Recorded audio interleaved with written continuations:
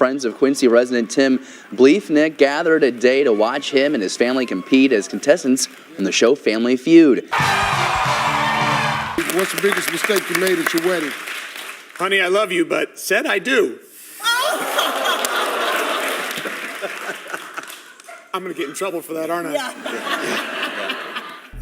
If something ever happens to me, please make sure the number one person of interest is Tim, as that is who would do something to me. The town of Quincy, Illinois, home to under 40,000 people, was widely regarded as a safe, pleasant place to raise a family. Nicknamed the state's Gem City, Quincy did not have many issues with violence or crime. But this all changed in the wee hours of February 23, 2023.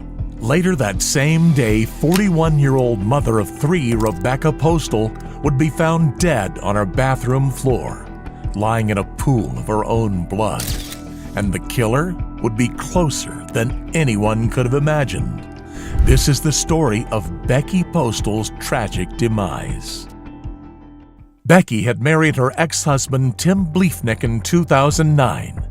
Together, they had 3 children and were described as a perfect family by those around them. You know, when we knew Tim and Becky, that was when they had gotten engaged and were getting married, and it was a very happy time in their life. Bliefnick was a valued member of the Quincy community. He was a Quincy University graduate where he had made a reputation for himself as an athlete. In 2019, he was inducted in the university's Football Hall of Fame. At the time of Becky's death, Bliefnick was working at Quincy Farm Products and Business Development. Becky herself was a career woman, having found her true calling in nursing. A compassionate and dedicated professional, Becky worked as a travel nurse during the COVID-19 pandemic, helping those fighting the illness in various hospitals throughout the United States. But what may have seemed like a perfect life on the outside did not hold up behind closed doors. In fact, behind Becky and Tim Bliefnick's wide grins and family photos were years of conflict, years which were slowly adding up. In 2020, Tim Bliefnick appeared on an episode of the popular game show Family Feud. During the show, contestants are asked questions, and the more popular the answer, the more points contestants are awarded. What's the biggest mistake you made at your wedding? Honey, I love you, but said I do. My mistake. I love my wife. I'm gonna get in trouble for that, aren't I? Yeah. Bliefnick was in fact speaking from the heart. His marriage, all jokes aside, was falling apart at the seams. On the 21st of January 2021, Tim Bliefnick filed for divorce. But to those close to him and Becky, the divorce did not come as a surprise. A fierce custody battle ensued, with both parents wanting to have more time with their children than the other. In May 2021, Becky even texted a longtime friend to confess, "I absolutely think he'll try to take the kids sometime." To those close to Becky, Bliefnick had been revealed as an abuser. Becky felt that she needed to somehow protect herself from Bliefnick and protect her children from being abducted. But in spite of revealing that she believed Bliefnick had true mental health problems, she was afraid of filing for an order of protection. The divorce would be a tough battle, and Becky had reasons to be scared. Bliefnick did not simply represent a hypothetical threat to her and her children. He was armed, and she knew it. Becky's initial divorce attorney disclosed in November 2021 that Bliefnick had still not returned a 9mm handgun belonging to Becky, one that she had asked to have back multiple times. In response to Becky's concerns, the court appointed a guardian ad litem to their case. I serve as what's called a guardian ad litem. The role of a guardian ad litem is to represent the best interests of the children involved in the case, whether it be a divorce, a family, or other type of case. After months of debate, Becky initially filed for an ordinance of protection against Bliefnick's father on December 16, 2021. Similar to Bliefnick's case, she feared for her children's safety around their grandfather. The mother of three, it seemed, had started fearing for her life. In a text sent to a friend in 2021, she stated, "He has screamed in my face. He shoved me in front of the kids and has thrown things across the room where the kids and I were standing." Separately, in a text to her sister that same year, she said, "If something ever happens to me, make sure the number one person of interest is Tim. I'm putting this in writing that I'm fearful he will somehow harm me."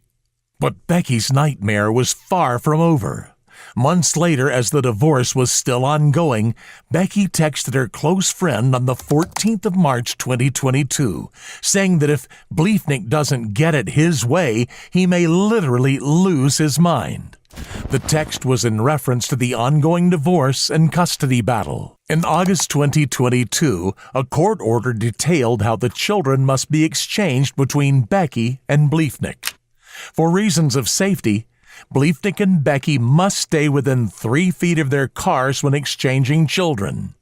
Yet, regardless of the safety procedures which were being put in place for Becky, tensions between the former lovers were rising and she knew it. In the meantime, Bliefnick started looking for a new bicycle. He created an anonymous Facebook account under the name John Smith and started inquiring on Facebook Marketplace. He asked about a blue 26-inch Schwinn mountain bike and a black Mongoose bicycle, which he also purchased. On the 5th of January 2023, a friend of Becky's named Melissa Young recalled running into her at a local store. She looked very mentally and emotionally exhausted, nothing like I used to see her. She was really in hopes to get the divorce over with and stuff. Did Becky tell you that she felt as though Tim could snap at any moment? Yes. Did she also tell you that she had found out that Tim was hiding money? Yes. Did she also tell you that Tim had told her, "You'll be dead before you have any of my money"? Yes. Around this same time, Bliefnick was beginning to also act strangely, and people were beginning to notice. He asked his neighbor, Bradley Amon, whether he had any security cameras pointed toward his backyard. He didn't.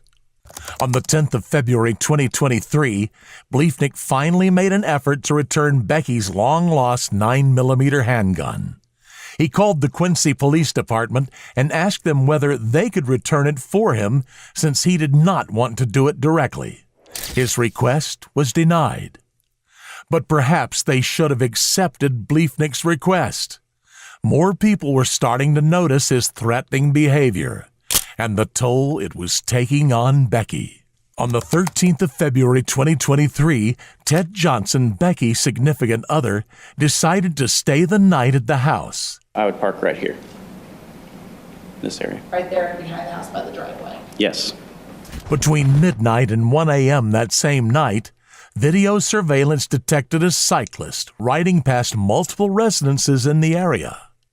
Becky's next-door neighbor also received a notification from his surveillance system. Did you get an alert on your phone that there was motion in your driveway? Yes. And did you view that video? Yes. When you viewed that video, did you see a person walking in your driveway? Yes, I did. Incidentally, both Bliefnick's phone and his Whoop armband designed to track his movement were turned off between midnight and 1 a.m. Between 1:10 a.m. and 1:30 a.m., Bliefnick's Google searches included license plate lookup, title registration lookup, VIN check lookup, vehicle records, and a search for Ted Johnson's exact VIN and license plate registration. At 1:32 a.m., a phone call was made to the Missouri Department of Revenue, the authority which handles vehicle registrations. As the coincidences between Bliefnick's late-night Google searches and the mysterious cyclist prowling around Becky's house started mounting up, it was becoming increasingly clear that the mother of three might indeed be in danger. Yet for the following week, between February 14th and 21st, the bike rider was no longer detected on any surveillance footage. On February 21st at 2:11 a.m., the same cyclist was once again picked up by cameras in the same area as before. On that same day, Rebecca messaged Bliefnick asking whether he could keep the children overnight for the next 2 days. She spent the evening with Ted Johnson. On the following day, February 22nd, the same cyclist was once again caught on camera performing a similar route as before. The same happened later during the night, with a bike rider being recorded at around 1 a.m. The cyclist stopped near Becky's house and forced his way in with a crowbar. At 1:11 a.m., Becky attempted to call 911. She failed. The home security system alerted Becky that the front door was open. At 1:16 a.m., the cyclist can be seen heading back the way he came on surveillance cameras. Incidentally, Bliefnick's phone and Whoop armband were disconnected from 12:28 a.m. till 2:07 a.m. on that same night. At 6:45 a.m. on February 23rd, a nearby resident left for work, noticing that Becky's front door was open. At 11:51 a.m., Bliefnick called his children's school to ask them to not let his kids walk to their mother's home. And he told me that he would be picking them up instead of having them walk home. And approximately what time did he arrive at St. Peter's School on February 23rd, 2023? 1:50? So about an hour before the dismissal even began. Yes. At 3 p.m., Bliefnick texted Rebecca's father. He asked if he could call her to find out when she'd be picking up the children, since the school had called to inform him that they had not yet been picked up. At 3:30 p.m., Bill Postal, Becky's father, would enter into his worst nightmare. He arrived at Becky's home to find the front door open, something which he immediately noticed as unusual. Becky did not answer his calls. In the bathroom, his daughter lay dead in a pool of her own blood. Lex, I went to check to see if she had any heartbeat. I picked up her arm, but rigor mortis had already set in. She had been shot 14 times. Bullet casings would later be found around and under her body, meaning that she had been shot whilst on the ground. By the time I answered the door, I didn't see anybody, but then I saw a man walking away. He had a long coat, so I didn't recognize him, and I asked him if he wanted something, and he turned around, and it was Bill, Becky's father. He said, "I need to use your phone, call 911, Becky's dead." At 4 p.m., Bliefnick was told of Becky's death.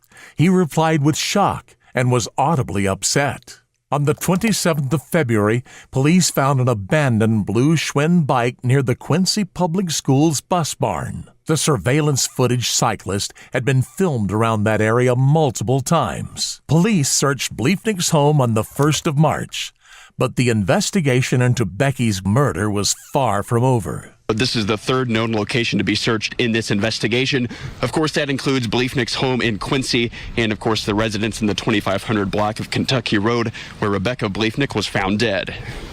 In these type of cases, you want to get as much evidence as you can, and it continues all the way until the trial. During the investigation, police found shell casings in Bliefnick's basement, which matched the ones found around Becky's body.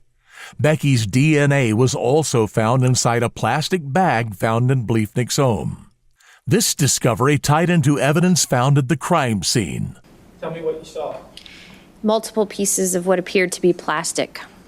Reportedly, the shooter had used the bag as a homemade silencer for his weapon. Once again, Bliefnick's recent Google searches incriminated him.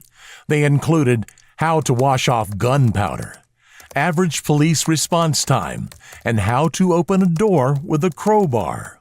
On the 13th of March 2023, Tim Bliefnick was arrested and charged with first-degree murder. He pleaded not guilty during his initial hearing and was denied bail. Throughout Bliefnick's 6-day murder trial, his attorney maintained that he was not guilty.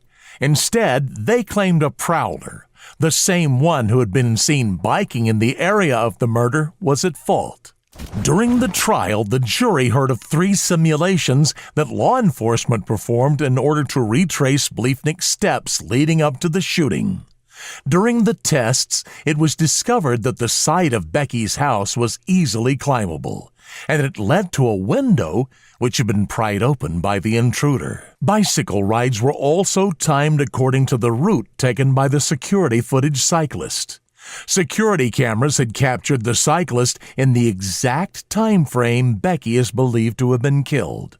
Police also wrapped an identical plastic bag to the one the killer had used around a 9mm handgun and fired shots. The plastic shards created by the shots were similar in size and shape to the ones found around Becky's body. On the fourth day of Bliefnick's trial, even more Google searches were revealed. Can you just wash off gunpowder residue? Correct. His phone was used to visit a website, DIY Quickly, how to use a crowbar to open a door. Yes.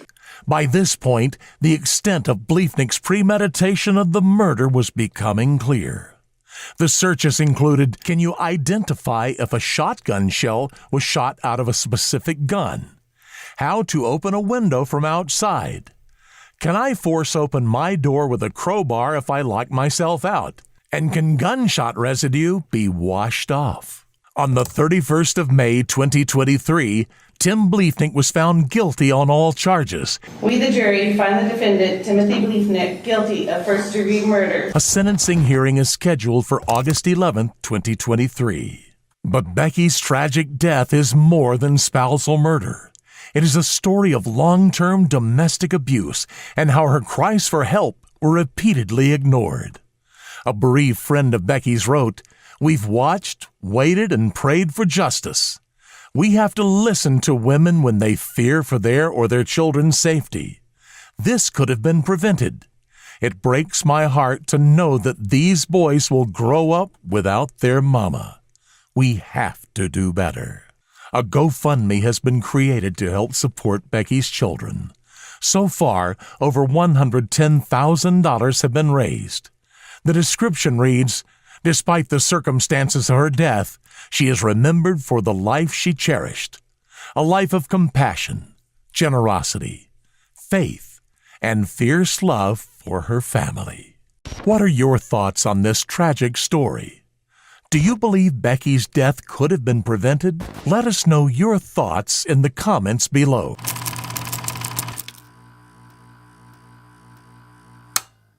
It's every parent's dream to see their child succeed in school and go off to college on a scholarship.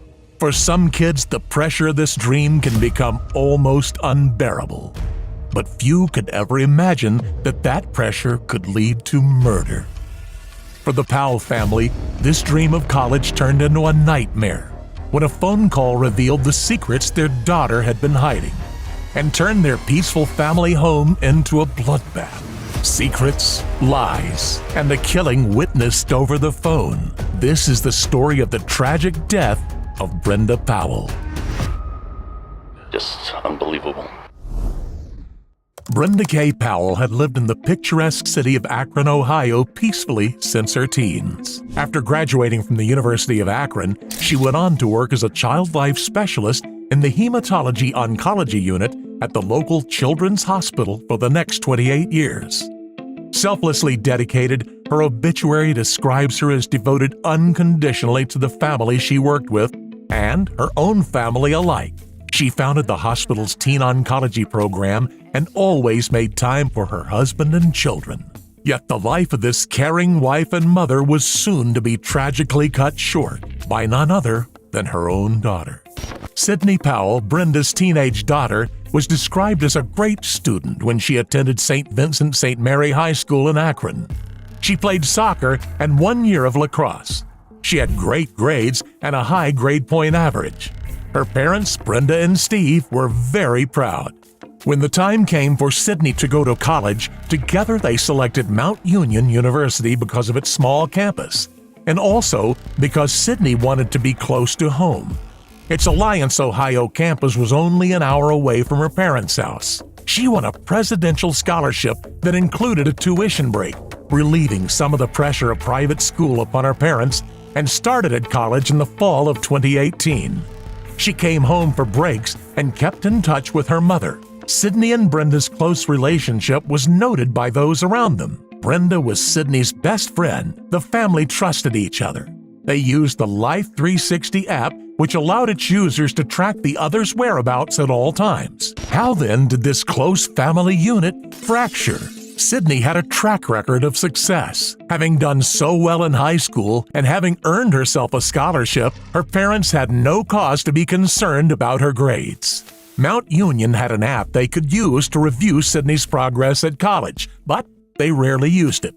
They did not want to invade Sydney's privacy by checking up on her without good reason. She didn't share any details of her performance at school, not even when she came home for the summer in 2019. Sydney took a summer job with the Akron Rubber Ducks, the local baseball team, working in the kids zone. She went back to campus that fall without sharing a word of the troubles she was facing or the troubles yet to come. Sydney came home again for the winter break, spending a cozy Christmas and New Year's at home with her family in Akron, as though nothing had gone wrong. In January 2020, she went back to Mount Union, but this time there was a problem. In December 2019, Sydney had become unenrolled. In the fall semester, she had failed 3 out of her 4 classes. As a result, Sydney received written notice of expulsion. Ms. Gaffney, if you can take a look at that and let me know if you recognize what it is.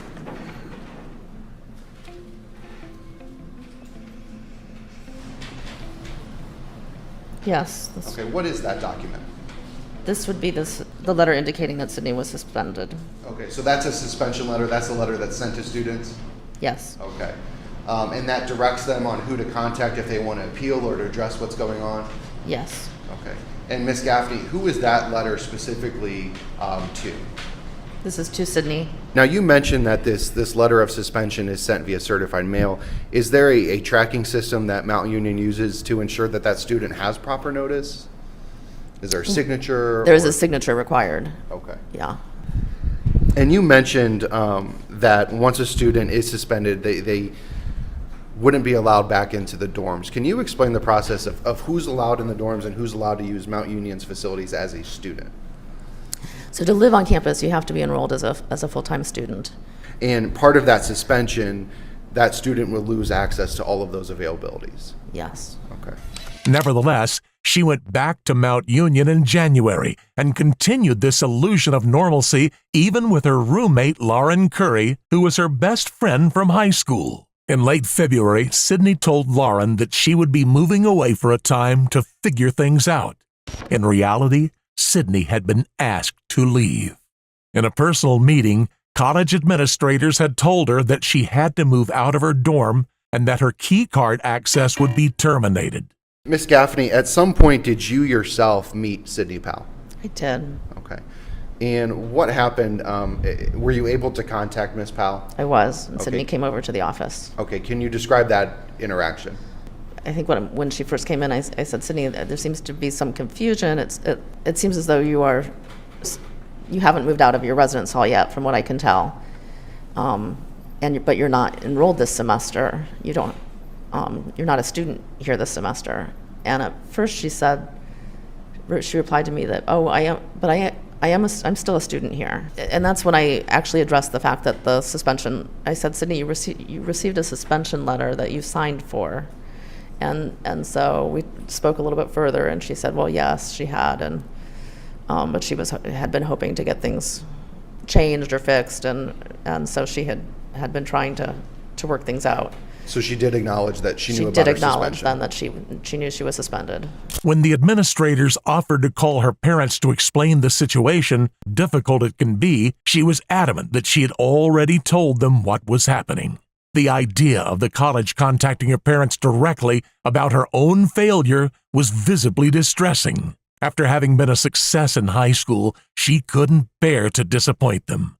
Far from figuring things out, she spent late February paying cash for hotel rooms to maintain the illusion to her friends and to her parents that she hadn't been kicked out of college. Her parents initially suspected nothing. Sydney went to great lengths to disguise her academic situation, which was worsening by the minute. On February 25, 2020, Brenda texted Sydney asking, "Why do I always feel like you're scamming me? Just remember, you need to keep the grades to keep your scholarship." Sydney responded, "My grades are good, thank you very much." By this point, she'd been evicted from her dorm. But Brenda's momentary suspicion was not enough to see through Sydney's lies. The only clue was the college online portal. When Steve Powell, her father, tried to sign into the portal to send an additional check to cover tuition fees, it denied him access.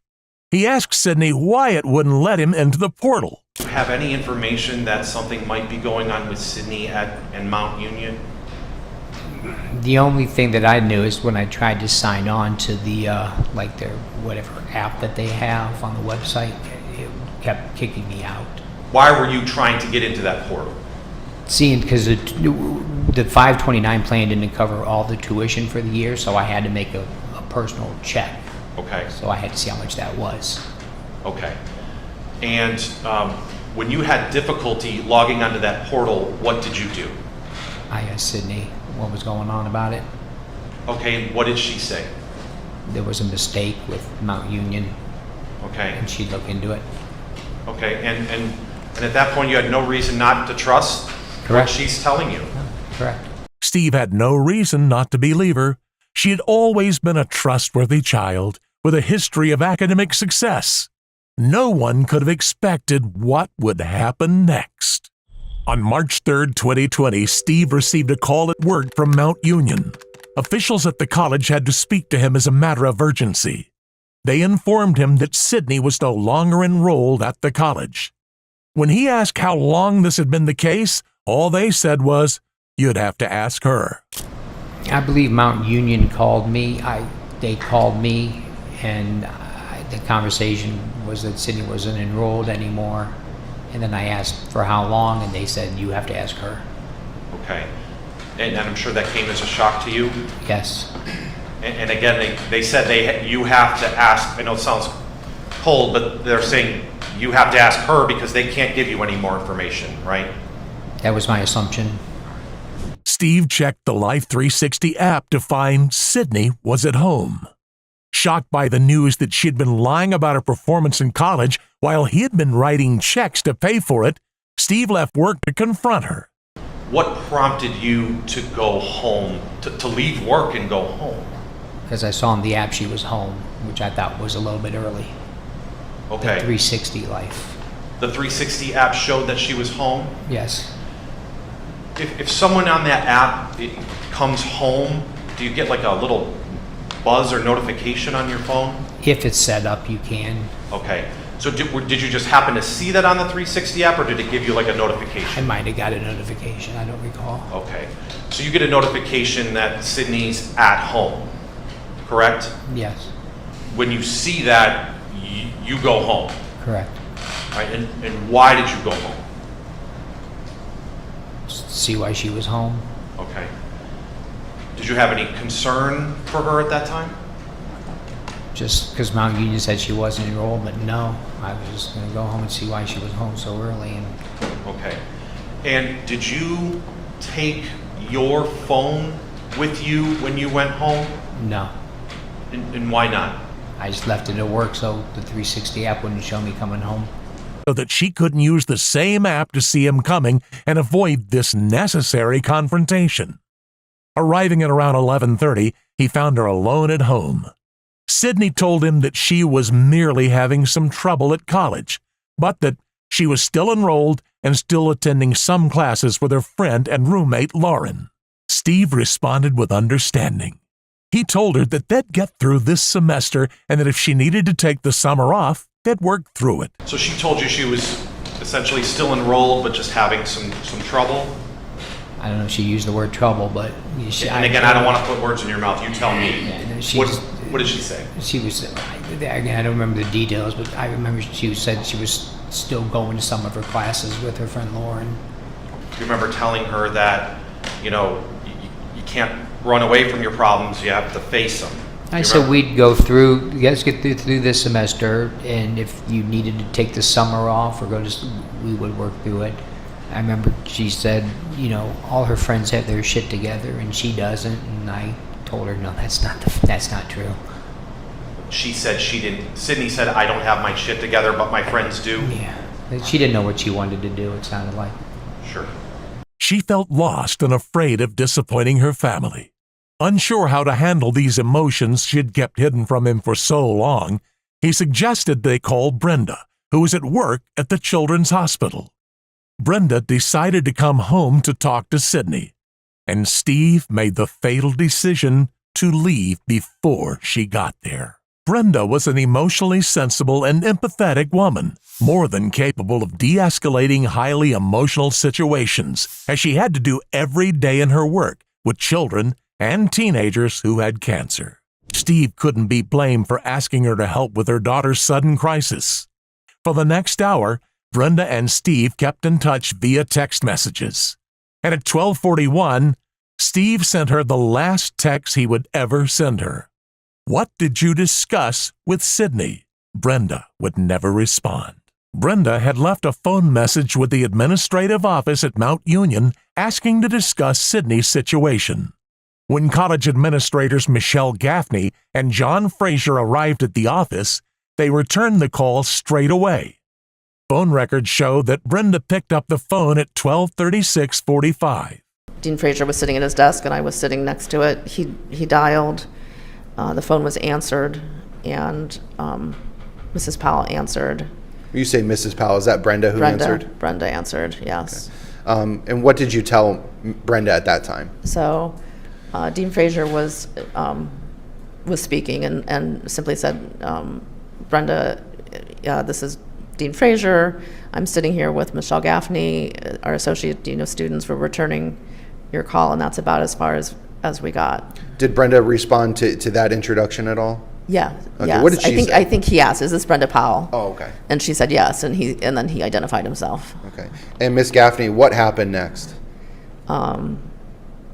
There was a very large or a very loud sort of thud sound, like a pounding or a thud, accompanied by a pretty loud scream, and the scream might have actually been first, and then the thud. Okay. As I think about it, and then there was sort of an expulsion. The other sound that I heard at that same time, or right after, was sort of an expulsion of air, like the air was knocked out of somebody. Okay. I'd always heard that expression of the air being knocked, having the wind knocked out of you, but I didn't. That's actually what it sounded like. And then several more repeated thuds. I don't know how to describe the sound. No, and that's okay. And you and Mr. Fraser could hear this from the other end of the phone. From the other, it was on speakerphone, right? Okay. Yeah. Did you hear any communication during these thuds? Just the screaming, and this, and so we were both talking into the phone, saying, what's happening? Are you okay? Do you need help? What's going on? Yeah, can you describe your mindset at this time? I mean, I very definitely felt like someone was being attacked. The call with the administrators dropped after an estimated 6 or 7 thuds and continual screaming. They called back and received no answer until the third attempt, when someone picked up at 12:40:15, only 3.5 minutes after the beginning of the attack, at a minute before Steve's final text message to his wife. Fraser, shaken by what they had just heard, managed to ask, "Brenda, is that you? Are you there?" A voice responded, "Yes, this is Brenda." But the voice was not Brenda. The voice was that of Sydney Powell. Now, Miss Gaffney, did you recognize that voice on the line? Yeah. Okay, was that Brenda Powell? It was not Brenda. Who did you recognize that voice to be? I was sure it was Sydney. Both Dean Fraser and I looked at each other and sort of shook our heads at each other and said, that's not Brenda. And he then said, I don't, Sydney, I think this is you. This is not Brenda. And what happened next? The phone went dead. Okay. And Miss Gaffney, what did you do next? We called the Akron police. But by that point, I had the phone number up and the address, and so we called the Akron police and indicated we felt there was some sort of situation at this house and that they needed to send someone right away. They were on the phone, and there was a lot of screaming going on, so he couldn't really say if it was like a physical fight, but just heard like a lot of yelling and screaming going on, and then he tried calling back twice, and there was no callback. In a single moment, a peaceful family home had become the scene of a crime. Impersonating her mother was not Sydney's only attempt at covering up what had happened. After the disastrous phone call, she set herself to staging the crime scene. She broke a window to make it look as though there had been a break-in, which would align with the story she would go on to tell the police, that there had been a break-in and her mother had told her to flee the house. But this scene was clearly staged. There was blood on the outside of the door near the broken window, suggesting it must have been broken only after the crime had been committed. After murdering her mother, she coldly and callously took steps to cover up her own guilt. At 12:51, Steve Powell received a call from a detective friend who had heard that police units were being dispatched to the Powell home.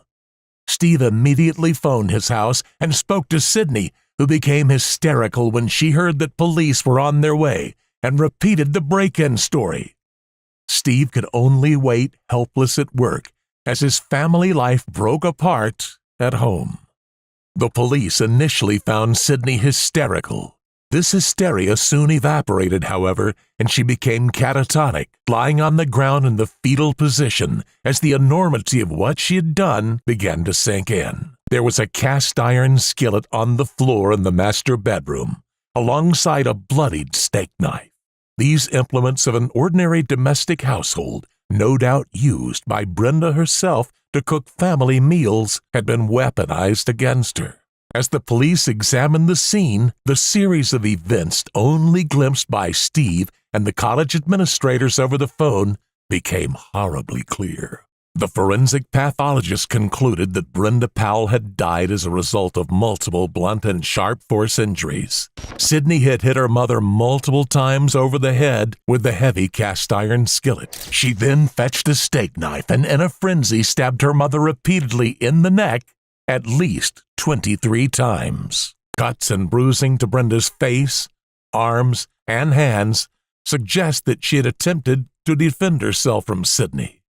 Sydney, her beloved daughter, whose academic failures and emotional turmoil had until now been kept a secret. The revelation of this secret led to Sydney's eruption and Brenda's tragic death. No one denies that Sydney killed her mother. At trial, however, her attorneys contended that the attack had occurred in the middle of a psychotic break, meaning she could not comprehend that her actions were wrong. As evidence, they pointed to her catatonic state after the killing. They also suggested that her continued denial of her own reality, that she'd been kicked out of college, was in fact evidence of schizophrenia, and brought in 3 psychological experts to testify to this fact. Sydney had told one of them that she did not remember the attack at all. Her last memory of her mother, she said, was of sitting on the couch with her mother as she comforted Sydney. Sydney then got up and went into the basement. She said she did not remember anything further until the hospital after the attack. The prosecution pointed to Sydney's methodical staging of the scene as evidence of her mental fitness at the time. They called a further clinical psychologist as a rebuttal witness who testified that she had diagnosed Sydney with borderline personality traits and unspecified anxiety disorder. The psychologist concluded that Sydney was malingering, feigning mental unfitness in order to pervert the course of justice. Ultimately, the jury agreed. On September 20th, 2023, Sydney Powell was found guilty on all counts: purposeful murder, felony murder, felonious assault, and tampering with evidence. She murdered her mother and attempted to cover it up. On September 28, 2023, Sydney Powell was sentenced to 15 years to life in prison. She will be 38 years old by the time she is eligible for parole. Ms. Powell, is there anything you want to say to me at this time? All right. Thank you very much. First of all, to the victims, to the family and friends, I am terribly sorry for your loss here. I cannot imagine what you have been through. I have received and read all of the letters that have been sent to me. I have considered the evidence that was brought into evidence at the trial, the statements of counsel, and all of the information that is before me at this time. Based upon the facts and circumstances of this case and in consideration of the relevant sentencing factors, including seriousness and recidivism, and applying the minimum sanction that the court has determined will protect the public and punish the offender without imposing an unnecessary burden on state and local resources, the court imposes the following sentence. On count 1, ma'am, I sentence you to an indefinite sentence of 15 years to life in the Ohio Department of Corrections. On count 4 of the indictment, I sentence you to 3 years in the Ohio Department of Corrections. Those two sentences to be run concurrent with and not consecutive to each other. Ma'am, understand that you have a right to appeal this decision, and that notice of appeal must be filed within 30 days of the sentencing judgment entry. Your attorney has indicated to me that you are without funds to hire an attorney to represent you for appeal. Is that correct? And you wish for me to appoint counsel to represent you? All right. I will do that, and we will try and get that done before you leave the Summit County Jail. Ma'am, I will not fine you. I will not assess you court costs in this matter. Good luck to you, Ms. Powell. Thank you. We're adjourned. In Sydney's efforts to conceal her own academic failures and her paranoid fear of disappointing her parents, Sydney only derailed her life further and caused an unimaginable tragedy that ripped her family apart. What are your thoughts on this tragic story? Do you believe Sydney's fate was justice? Let us know your thoughts in the comments below.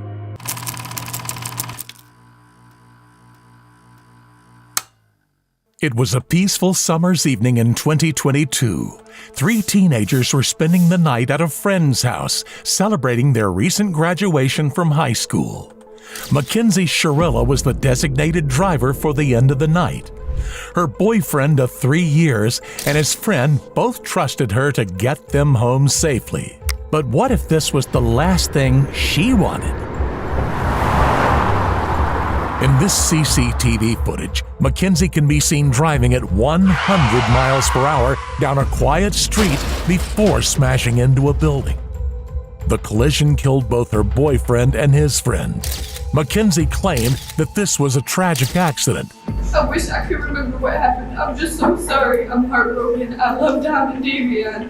We were all friends and Dom was my soulmate. But ironically, merely 3 months after the crash, she was seen dressed up as a corpse. Is this the behavior of an innocent victim or a cold-blooded killer? This is the case of Mackenzie Sherilla.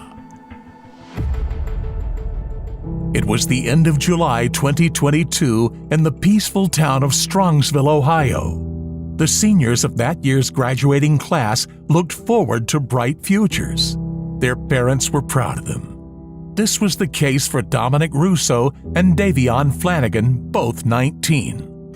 Dominic was one of 8 children, a go-getter who loved playing basketball and was driven to succeed.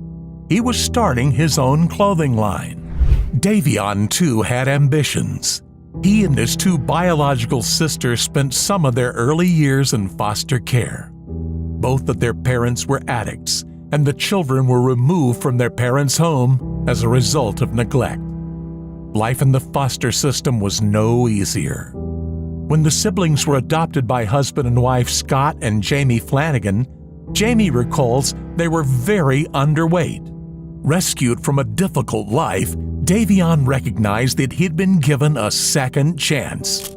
He was determined to grasp this chance with both hands. He could pick up any sport and be good at it from the start. So he was mainly focused on football. That was his passion. When leg injuries foiled his dreams of football, he developed another dream, that of going to barber college and opening his own shop.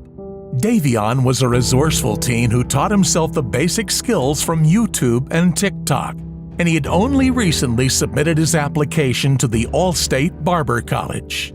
Life beyond July was full of hope for both young men, yet an unforeseeable tragic ending lay in store for both of them. To all appearances, Mackenzie Sherilla was a typical, if risk-taking teenage girl. She had her own TikTok account where she posted careless videos of herself joking about her use of illicit substances. I'm not even cool. I'm just one of those girls that can do a lot of drugs and not die. She frequently posed with paraphernalia in photos taken in her car. This was irresponsible criminal behavior, but no one could have predicted where it would lead. What started as a whirlwind teen romance had continued for over 3 years. Mackenzie was now living with Dominic and his family, and apparently the cramped quarters had taken their toll on the young lovers' relationship. At school, she had been considered something of a bully. According to Davion's mother, Mackenzie would make it her business to humiliate people and took delight in it. In the past, she had told people who were depressed to themselves. This chilling lack of empathy was the first sign that something would go terribly wrong. Mackenzie and Dominic frequently fought and broke up before making up again as if nothing had happened. She treated him in the same way she had treated everyone else at school, displaying narcissism and an impulse to inflict hurt. Her own personality, combined with a pressurized environment that was constant cohabitation with Dominic, gave rise to one incident in particular that gave a disturbing taste of what was yet to come. On July 17, 2022, Mackenzie was driving her Toyota Camry on Interstate 71. Dominic was her passenger. They were in the middle of an argument, and as was so often the case, their conflict was taking place inside a shared confined space. Dominic wanted out. He phoned his mother asking to be picked up. When she was not available, he then asked a friend. This friend was on the other end of the line when he heard Mackenzie say, "I'll crash this car right now."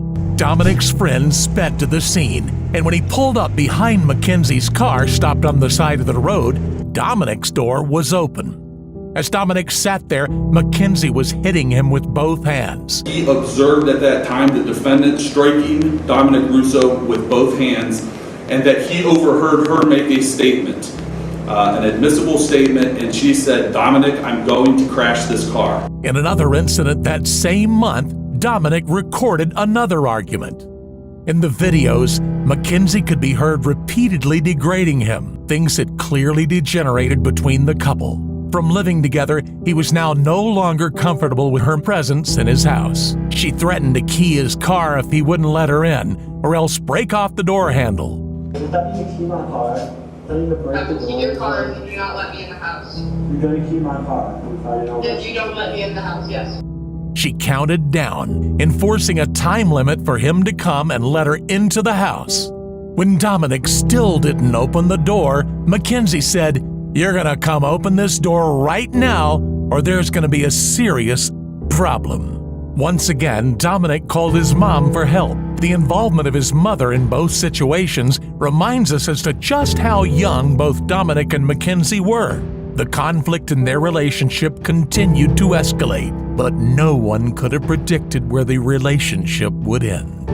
At approximately 5:30 in the morning of July 31st, 2022, a car crashed into a Strongsville building at speeds of 100 miles per hour. This car was a Toyota Camry. Its passengers were Dominic Russo and his friend Davion Flanagan. Its driver was its owner, Mackenzie Shirilla. Dominic and Davion died at the scene. Mackenzie was unconscious and not breathing. She was flown to the hospital in critical condition. To all appearances, this was a tragic accident that had cut short the lives of two promising young high school graduates and seriously endangered the life of a third. This was what the community believed. These kids are part of my heart. You lose one, and it hurts. It hurts till you cry. It was shocking. We've known Davion for about 14 years. They've been neighbors of ours. We've watched him grow up from this little scrawny kid to this big muscular football player. And he was really like a third son for me. So it was devastating. GoFundMe pages were set up for each person involved in the crash. Family and friends were donating to memorial funds for Dominic and Davion and to support Mackenzie's family in covering her medical expenses. As Mackenzie recovered, she took to posting on Dominic's obituary page. She wrote seemingly heartfelt messages saying things like, "I miss your laugh, your perfect smile, and God, you are the last person to deserve this. You had such a perfect life ahead of you. I wish I told you all this more. Please wait for me." Her grief was public and apparently sincere. No one could help but sympathize with Mackenzie, this teenage girl who'd been the victim of such an awful accident. But that was before they knew the truth. Shortly after the crash, Strongsville police were notified that they had received concerning emails from the community that the defendant and her mother were seeking employment with the Los Angeles modeling agency. Kenzie Shirilla said to Vitali, "Thank you for the comment. I would love to work with you guys. I've been emailing you guys a lot. Such a great opportunity. Thank you." Is there a date? There is not a date on this, Your Honor. Based on the investigation, it was delivered to the police while the defendant was still in the Metro Health Hospital. So it was during that time period. She was in the hospital for several weeks. Shortly after being released from the hospital, the police were provided additional videos of the defendant from her wheelchair as she attended a concert down in the Flats. And again, Your Honor, I'm introducing these to the court to show the shocking lack of remorse. This was something that was being exhibited while the investigation was still going on, before she was charged and arrested in November of last year. And these were the sort of things that were coming to the police, and the shocking lack of remorse, coupled with the fact that the defendant was reported driving an automobile shortly after this event, that she was seen in Strongsville again driving a car. In spite of the fact that, as her mother testified, she got dizzy sometimes from a condition that she had to take salt pills for, in spite of the fact that it was, in fact, her mother who provided her with the car that she used to take Dominic and Davion's life. 12 weeks later, on October 31st, 2022, Mackenzie had recovered enough to celebrate Halloween. She and her friends went out on the town trick-or-treating, dressed as corpses. In a corset and heavy makeup, Mackenzie was almost unrecognizable. She certainly looked nothing like the grieving victim of a horrific auto accident who'd lost her boyfriend only 3 months before. In another outfit for the same celebration, she dressed as Drank, a popular concoction with teenagers made of cough syrup, alcohol, and a soft drink combined. Her friend was dressed as a Joint. Together, they celebrated substance abuse and death, the terrible hallmarks of her recent trauma. Indeed, the police found evidence of illicit substances inside the crashed car. And Mackenzie's blood had been tested the morning of the crash, and the level of THC in her bloodstream had been found to be over the legal limit. This on its own would be enough to charge her with driving under the influence, changing the traffic accidents into the consequence of reckless teenage behavior. But a mere 5 days after Mackenzie's decadent Halloween outing, the police charged her with double homicide. The tragedy that had torn apart 3 families and had rocked a tight-knit community was now under doubt. Had it been a reckless accident or a deliberate act of murder? Mackenzie's lawyers contended that she had lost control of the car. As a teenager, they suggested, she might have been easily overwhelmed by a chaotic situation and unable to stop the car and save its passengers' lives. The attorneys pointed to how common reckless driving is among young people. They described Mackenzie as inexperienced and irresponsible, but not a murderer. Is it just kids being kids? Is it Dominic grabbing the steering wheel? Is it Mackenzie maybe speeding and say, "Oh my God, dark out, it's late, I'm coming up to this, I better do something," and she goes like that to avoid an accident, not acting purposely, but in fact trying to avoid it? Is it sudden acceleration, panic? They cited her use of illicit substances as another factor in the crash. At this point, no one was denying that Mackenzie was in some way to blame for the tragedy. The intent was obvious upon seeing that video that there was only one goal, and the computer demonstrated that there was no attempt to slow down or stop, that it was full speed into a building. And tragically, it cost 2 people their lives. During a recovery in the hospital, doctors noted that she expressed feelings of grief, guilt, and shame about the crash. Patient stated she, open quote, wanted to die, close quote, and that it was her fault for killing her boyfriend. Whether she'd lost control of the car or been in charge of it the entire time, she had killed her boyfriend and his friend, and she was going to be held legally responsible. Mackenzie claimed she did not remember the crash. She sent a text to Dominic's mother saying, "I remember turning onto the street, and then my vision fades to black. It really kills me not being able to remember anything. I've been asking my therapist why I don't remember, and she said it's because of trauma. But I'm gonna try to get hypnotized and make myself remember." If she didn't remember it, she could deflect the moral weight of what she had done. It would remain an accident, and she would not be a murderer. However, the police and prosecution took a different view. In their eyes, this was a cold, callously planned double homicide. Mackenzie, Dominic, and Davion had spent the night before the crash at a friend's house. They had smoked illicit substances, but this was not what lay at the heart of the horrific events to follow. Mackenzie had a plan, and she followed it. Pivotal to the case was the CCTV footage from a business neighboring the site of the crash. This footage supported what the car's recorded data showed about her behavior as a driver. Both technical analysis and the evidence of our own eyes watching the chilling video demonstrate that far from being high and out of control, Mackenzie's actions were entirely deliberate. The first video shows Mackenzie turning the car slowly and carefully from Pearl Road onto Alameda Drive.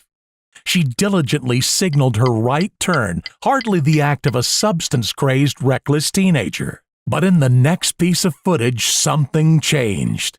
The early morning was dark and quiet, until the car came tearing across the camera's view and smashed into a building. How could Mackenzie have gone from sober, careful driving to hitting a wall at speeds of 100 miles per hour in such a short space of time? Mackenzie had been to Strongville's Progress Drive Business Park before, and she knew exactly where and when she had to put her fuzzy Prada slipper down on the accelerator in order to kill everyone in the car. Her cell phone records held evidence that she had visited the area a few days before with the intent to kill, scouting out the scene of the future crime.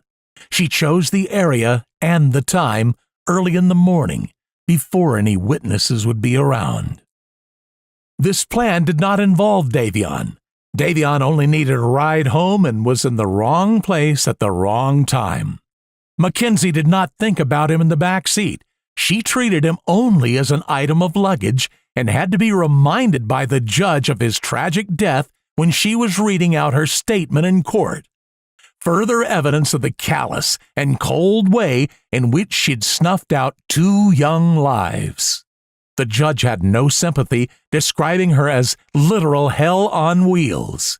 This trial is a culmination of decisions made by one person, the defendant. Those decisions have forever altered the futures of 3 families, and of you also, Mackenzie. And your decisions forever robbed Dominic and Davion of the futures that they had before them. If there is one thing that can be taken away from this case, as painful as it is this. Every decision we make is important. Every action we make is important. Regardless of whether the decision is a good one or a bad one, or the actions are good or not, the result is the same. The consequences ripple through time and affect many more people than one might think at the time of the decision. In criminal cases, the state carries the greatest burden under our law, proof beyond a reasonable doubt. As I previously stated, I considered all the evidence presented. And at this point, I would like to comment specifically on Exhibit 802, the crash video. This is the type of evidence you can never unsee. You can never forget the visual or audio of this exhibit. It is chilling and tragic. As you review that exhibit, you know that you are watching the oncoming deaths of two people, and there is nothing that will stop it. The video clearly shows the purpose and intent of the defendant. She chose a course of death and destruction that day. Exhibit 802 crystallizes the deadly decision-making of the defendant. She morphs from a responsible driver to literal hell on wheels as she makes her way down the street. Mackenzie alone made the decision to drive the car, to drive an obscure route, a route she visited a few days before, and a route not routinely taken by her. Mackenzie alone chose the time to make the drive, early in the morning, when any reasonable person would expect that few people would be nearby to witness it or offer life-saving assistance. She made these decisions despite knowing, as any reasonable person would, that her mission of death could have involved others, not even in the car with her, other people, other cars, pedestrians. She had a mission, and she executed it with precision. The mission was death. Mackenzie alone decided to push the pedal to the floor and demand the ultimate speed of that vehicle to 90 to 100 miles per hour. She alone decided what was to be. Mackenzie decided death was the ultimate goal that day, and she alone made that decision for Dominic and Davion, and she continuously acted in a manner to achieve her purpose. Whether or not she intended to also kill herself is a matter of speculation. They have no relevance to the weighing of the evidence in this case. The totality of the evidence clearly demonstrates that Mackenzie Shirilla acted purposely and intentionally in the early morning hours of July 31st, 2022, and her purpose was to kill Dominic Russo and Davion Flanagan. No reasonable fact finder could view the totality of this evidence in this case and come to any other conclusion. Her actions were controlled, methodical, deliberate, intentional, and purposeful. This was not reckless driving. This was murder. Court renders the following verdicts. Count 1. The court, having had count 1 tried to it pursuant to waiver, finds the defendant, Mackenzie Shirilla, guilty of murder, to wit Dominic Russo, in violation of Ohio Revised Code Section 2903.02a, is charged in count 1. Count 2. The court, having had count 2 tried to it pursuant to waiver, finds the defendant, Mackenzie Shirilla, guilty of murder, to wit Davion Flanagan, in violation of Ohio Revised Code Section 2903.02a, is charged in count 2 of the indictment. Count 3, murder. The judge found Mackenzie guilty of murder. Meanwhile, Mackenzie and her mother maintain that she is innocent of murder. I just want to say to the families that I'm broken, sad, and lost, and my heart hurts for everyone, okay? Davion was her new friend, and Dom was the love of her life, and he was part of our family, okay? I'm just so sorry that this happened, and we're heartbroken, okay? And then, Your Honor, this was a terrible, tragic nightmare accident to have happened that she has no memory of, and she will never emotionally or physically recover from it. She almost died too, and we're asking that you please not run the sentence as consecutive. He was family, and we all loved each other. That morning of the accident, she called. I got a phone call that there was a car accident. Okay, so we went to the hospital, and I didn't even know who was in the car. The names had not been confirmed yet. And I'm going to cry because I missed Dom so much. We loved him so much. So I called Dom, like over and over again, praying that he was going to answer the phone, and he didn't answer the phone. So then I tried to call his mom, and she didn't answer the phone either. And I still didn't know who was in the car. I didn't even know if she was alive. I didn't know what was happening. So then we were in the waiting room. And then his mom she did call me, so I answered the phone, and I was like, oh my God, like, I don't even know who was in the car, like, what's happening, was that Dom? And she said, what do you mean, my son is dead? And I was like, I'm so sorry. And then she said something like, and now I have to wait until your kid's out of the hospital, and then I didn't hear the rest. I was like, we loved him so much, and I hung up the phone. I did not talk about social media. I didn't even know what was going on yet, okay? So then, that was it. So in the hospital, that Vitality post, I commented on that because somebody had called her a murderer, okay? And she's not a murderer, so she didn't even have her phone at that point because the police had still had it, okay?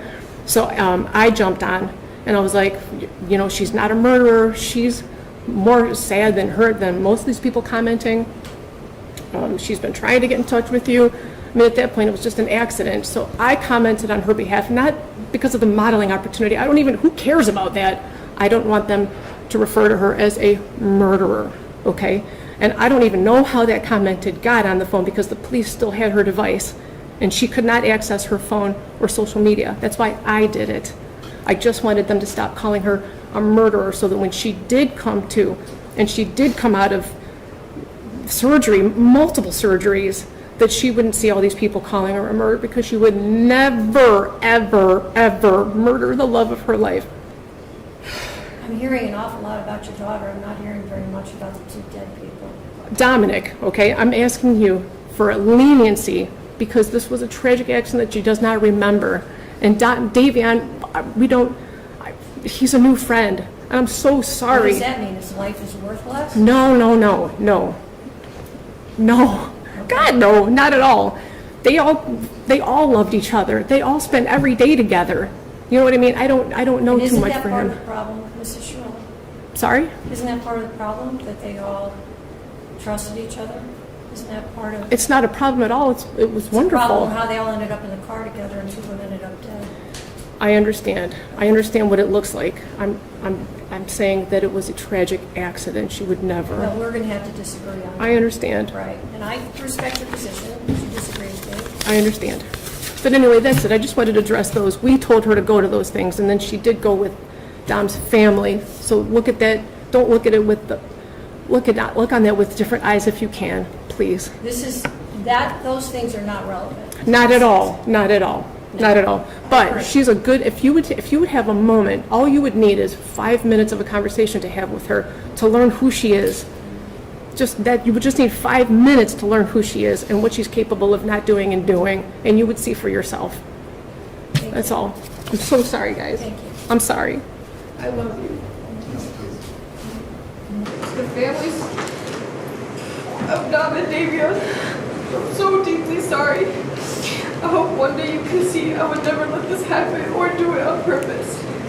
I wish I could remember what happened. I'm just so sorry. I'm heartbroken. I love Dom and Davion. We were all friends and Dom was my soulmate. I wish I could take all your pain away. Her pleas did not help. The judge found Mackenzie guilty of murder.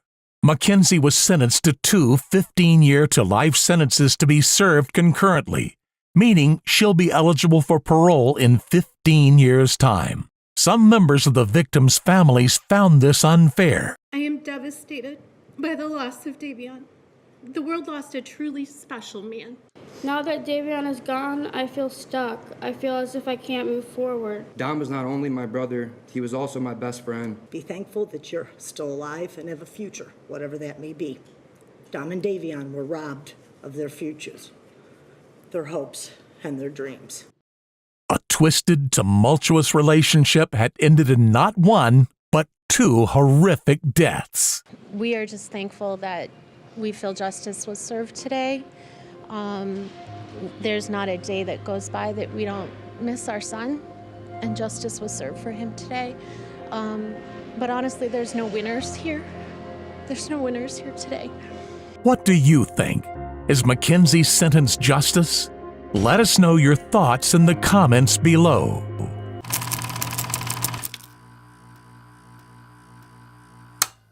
Believe me, if I started murdering people, there'd be none of you left. Some may think serial killers are a thing of the past.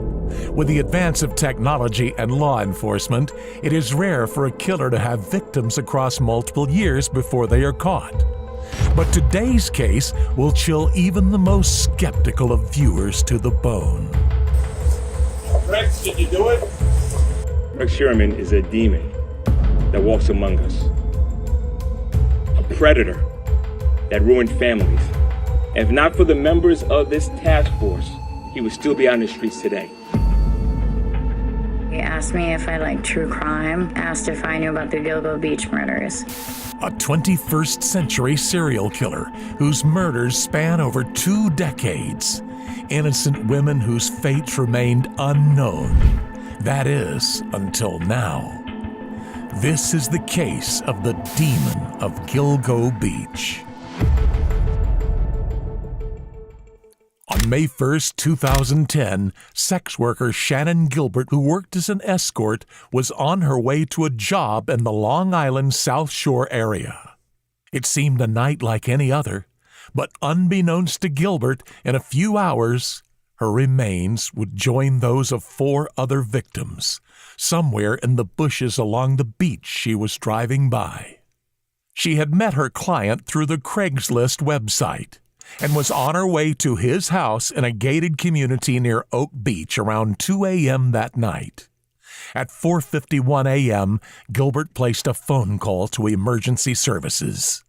A terrified Gilbert can be heard stating that there was someone after her. She pleads with a 911 dispatcher, "Can you please get me out of here?" But the police did not respond to Gilbert's call. She did not know where she was and could not give an exact location. The following is the 911 call Shannan Gilbert made, in which police say Shannan can be heard speaking with her driver, Michael Pack, and her client, Joseph Brewer. State Police. Yeah, there's somebody after me. I'm sorry? There's somebody after me. Where are you, ma'am? I don't know. You're driving right now? No, I'm inside the house. What house? I don't know. Can you trace where I am? I'm sorry? Can you trace where I am? No, I can't. What's your callback number you're calling from? Somebody's after me. Please. Are you in Suffolk County or Nassau County? I'm in Long Island. Where on Long Island are you? No. No. No. No, stop, no. Why are you calling me by my name? What's the matter? Are you okay? What are you going to do? What are you going to do to me? Let's go back to Manhattan. All right. What's the matter? Why? What are you going to kill me? I think it's Suffolk County on the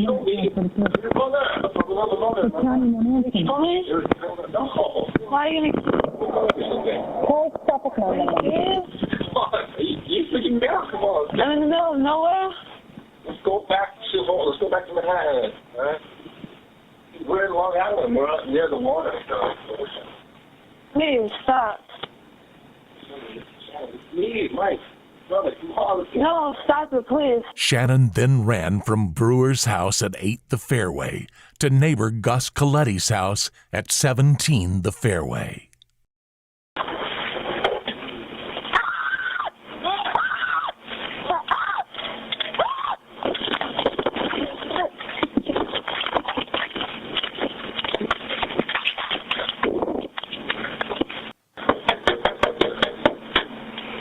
Shannan.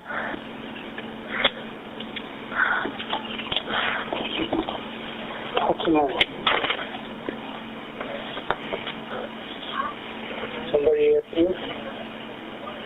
She then ran from Coletti's home, prompting him to call 911. Suffolk Police 873 was location of emergency. Yes, I live at Oak Beach in the association. There's a young girl about 14 years old running around here screaming, and there's some guy trying to follow her. All right, you have a description of the girl or the boy? The girl is about 14 years old, got blonde hair, very small. The boy, I can't tell. He was into like a Suburban. What color?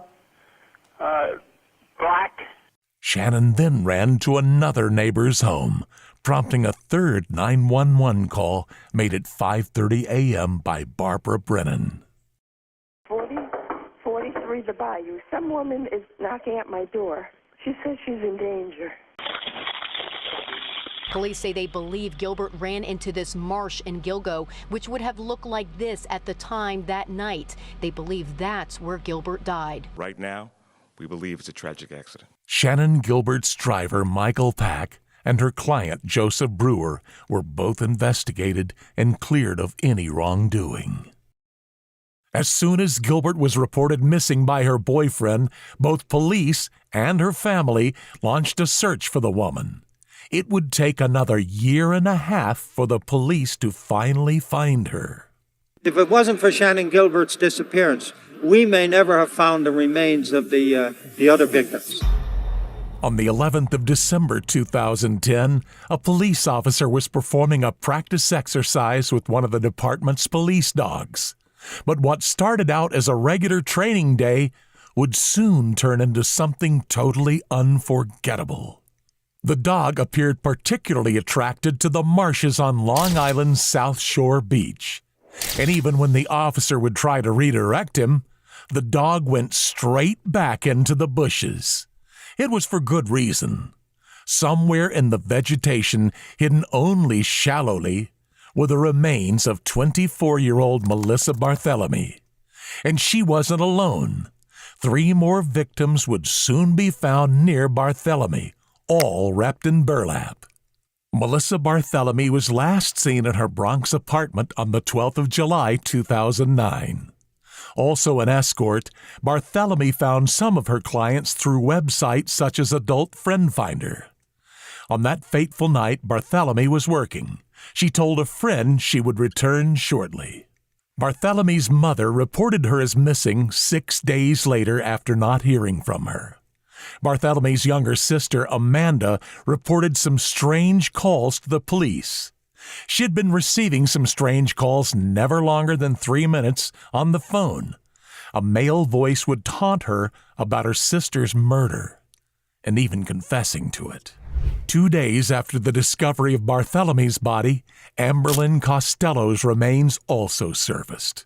Costello was 27, lived in West Babylon, Long Island, and had last been seen alive on September 2, 2010. A heroin addict, Costello and her roommate worked as escorts in order to fund their habit. And just like Barthelemy and Gilbert, Costello advertised her services on Craigslist and another website called Backpage. Costello did not bring her cell phone with her on the night of September 2nd. She left on foot and did not tell anyone where she was going. Sadly, she was never even reported missing. Megan Waterman was also among the 3 bodies discovered on December 13th. Waterman, a 22-year-old escort, was last seen on June 6, 2010. Originally from Scarborough, Maine, she was last seen boarding a New York-bound Concord Trailways bus. In concordance with the other victims, Waterman was also a regular user of Craigslist and Backpage. She left the Holiday Inn Express, where she had been staying, at 1:30 a.m. June 6th, supposedly to meet a client. But Waterman never returned. Her family reported her missing 2 days later after she did not call them to check on her 3-year-old daughter. Maureen Brainerd Barnes is believed to have been the first victim of the 4 women who would become known as the Gilgo Four. On July 6, 2007, Barnes took a train from her home in Norwich, Connecticut to Grand Central Station in New York City. Barnes was aware of the dangers in her line of work. Usually, she would travel with a friend in order to ensure her safety. Only that on that particular day, her friend returned home early, leaving Barnes unguarded. And there was something else. Although Barnes normally worked in motel rooms, that night she told her friend that she would be meeting a client elsewhere on what she called an out call. Barnes was reported missing by a friend a week later. She was found dead along with the bodies of Shannon Gilbert, Melissa Barthelemy, and Amberlynn Costello. The women had all been victims of what experts called homicidal violence. Tragically, the search for Gilbert would reveal more than just the remains of 3 other victims. In 2003, Jessica Taylor's remains were found in a wooded area in Manorville, Long Island. But soon, her case went cold. However, on March 29, 2011, as the NYPD kept investigating the Gilgo Four, they stumbled upon yet another victim's partial skeletal remains along Ocean Parkway's Long Island, Jessica Taylor's. At this moment in time, a terrifying pattern began to emerge. Police started to suspect the work of a serial killer, one who had managed to slip through the cracks for almost a decade. As the bodies of the suspected serial killer's victims kept piling up, pressure kept mounting on law enforcement. But for years to come, they would only be met with more questions. The 4th of April 2011 marked yet another disturbing discovery.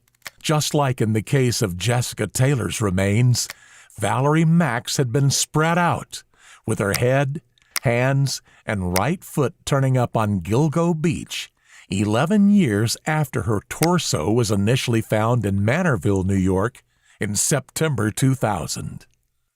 Originally from Philadelphia, Valerie was 24 years old and had been working as an escort at the time of her disappearance.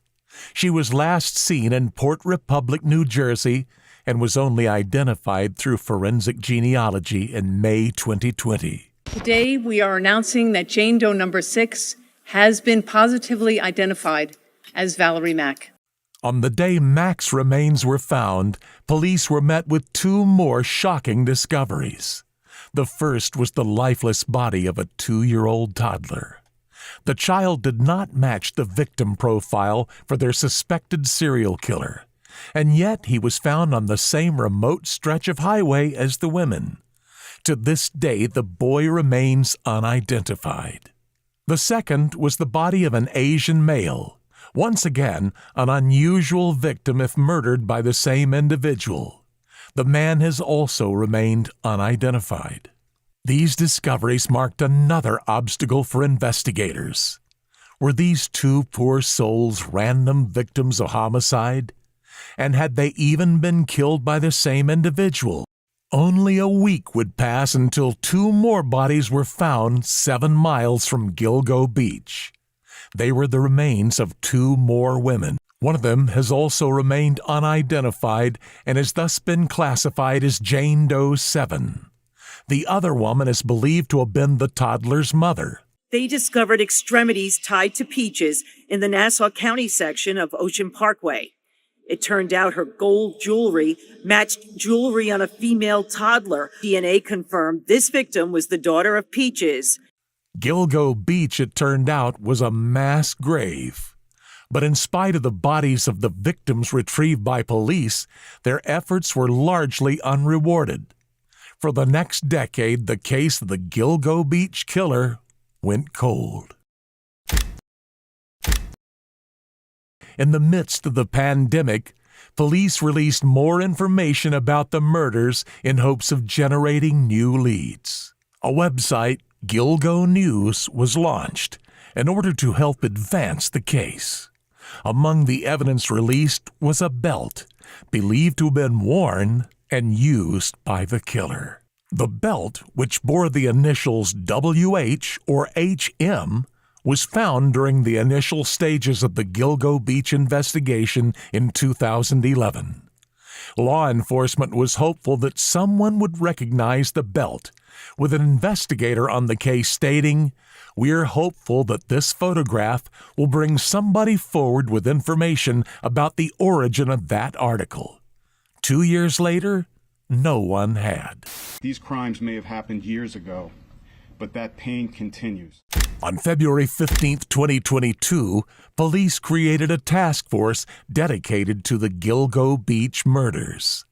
The Gilgo Homicide Investigation Task Force was supported by both state and federal agencies in the hopes that the elusive killer would be found once and for all. But with no recent clues as to who might have been responsible for the deaths, the task force had to go back into what evidence had already been gathered. Among this evidence was a suspicious vehicle. A witness in the disappearance of Amber Costello, one of the Gilgo 4 victims, recalled seeing a first-generation Chevy Avalanche being driven by the woman's client on the night she went missing. The owner was a man whose name will go down in history for the worst reasons. The vehicle was registered to 58-year-old Rex Heuermann. Rex Heuermann, I'm an architect, I'm an architectural consultant, I'm a troubleshooter, born and raised on Long Island. Okay. Been working in Manhattan since 1987. What has this job taught you about yourself? I think it's taught me more about how to understand people. He was very quiet, dark, kept to himself, and extremely intelligent. The lead led to a comprehensive investigation into Heuermann. Among the first pieces of evidence found against him were the multiple locations he was identified as having used burner phones. For each of the murders, he got an individual burner phone, and he used that to communicate with the victim. Allegedly, Heuermann would have used the burners to arrange his meetings with escorts. I told people for years, I said, I swear to you, I had dinner with the Gilgo Beach killer. He was an architect. I knew he worked in Manhattan. And then he got to where he asked me if I liked true crime, asked if I knew about the Gilgo Beach murders. He said, how do you think he gets rid of the bodies without being seen? And I said, I don't know. I've never been to Gilbert Beach. I don't know the area. And he was like, well, it's really dark and desolate. Brass claims that Heuermann also spoke about Shannan Gilbert. About that Shannan Gilbert girl, the one from Jersey, you think that's connected? And I was like, I do. And he was like, yeah, me too.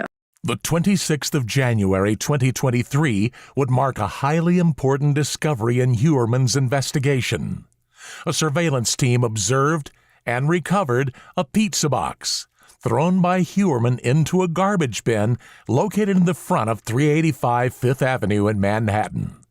A DNA swab taken from the pizza crust was a 99.96% match to hair found near the bottom of the burlap used to wrap one of the bodies. After a detective took 11 bottles for forensic testing from Heuermann's trash, it was determined that a strand of hair found on Waterman's remains matched the DNA on one of the bottles. The hair belonged to Heuermann's wife, Asa Ellerup. Another hair found on Costello's remains was also a match. On the 13th of July 2023, New York-based architect Rex Heuermann was arrested in connection to the Gilgo Beach murders. Rex, did you do it? Since the initial discovery of Shannan Gilbert's body, the remains of 11 total victims were found at the site. Heuermann, turns out, was a bit of a criminal mastermind. A lot of the investigation into the killer was performed in secret. As the district attorney on the case stated, law enforcement knew that the person responsible for these murders would be looking back at us. This statement would turn out to be scarily accurate. He tape recorded a reporter from 2012 reporting on the Gilgo Beach case. He made eerie sounds, eerie noises, and then he spoke. I hope you're enjoying your pizza. We had not ordered pizza. At the door was a Domino's pizza man with 3 boxes of pizza. Whilst investigating Heuermann's internet activity, police discovered the killer had been searching the internet for information on serial killers and how police investigate them. Moreover, Heuermann had been consistently searching for information on the task force between March 22 and June 2023. On July 14, 2023, a grand jury indicted Heuermann in connection with the deaths of Barthélemy, Waterman, and Costello, 3 out of the Gilgo 4.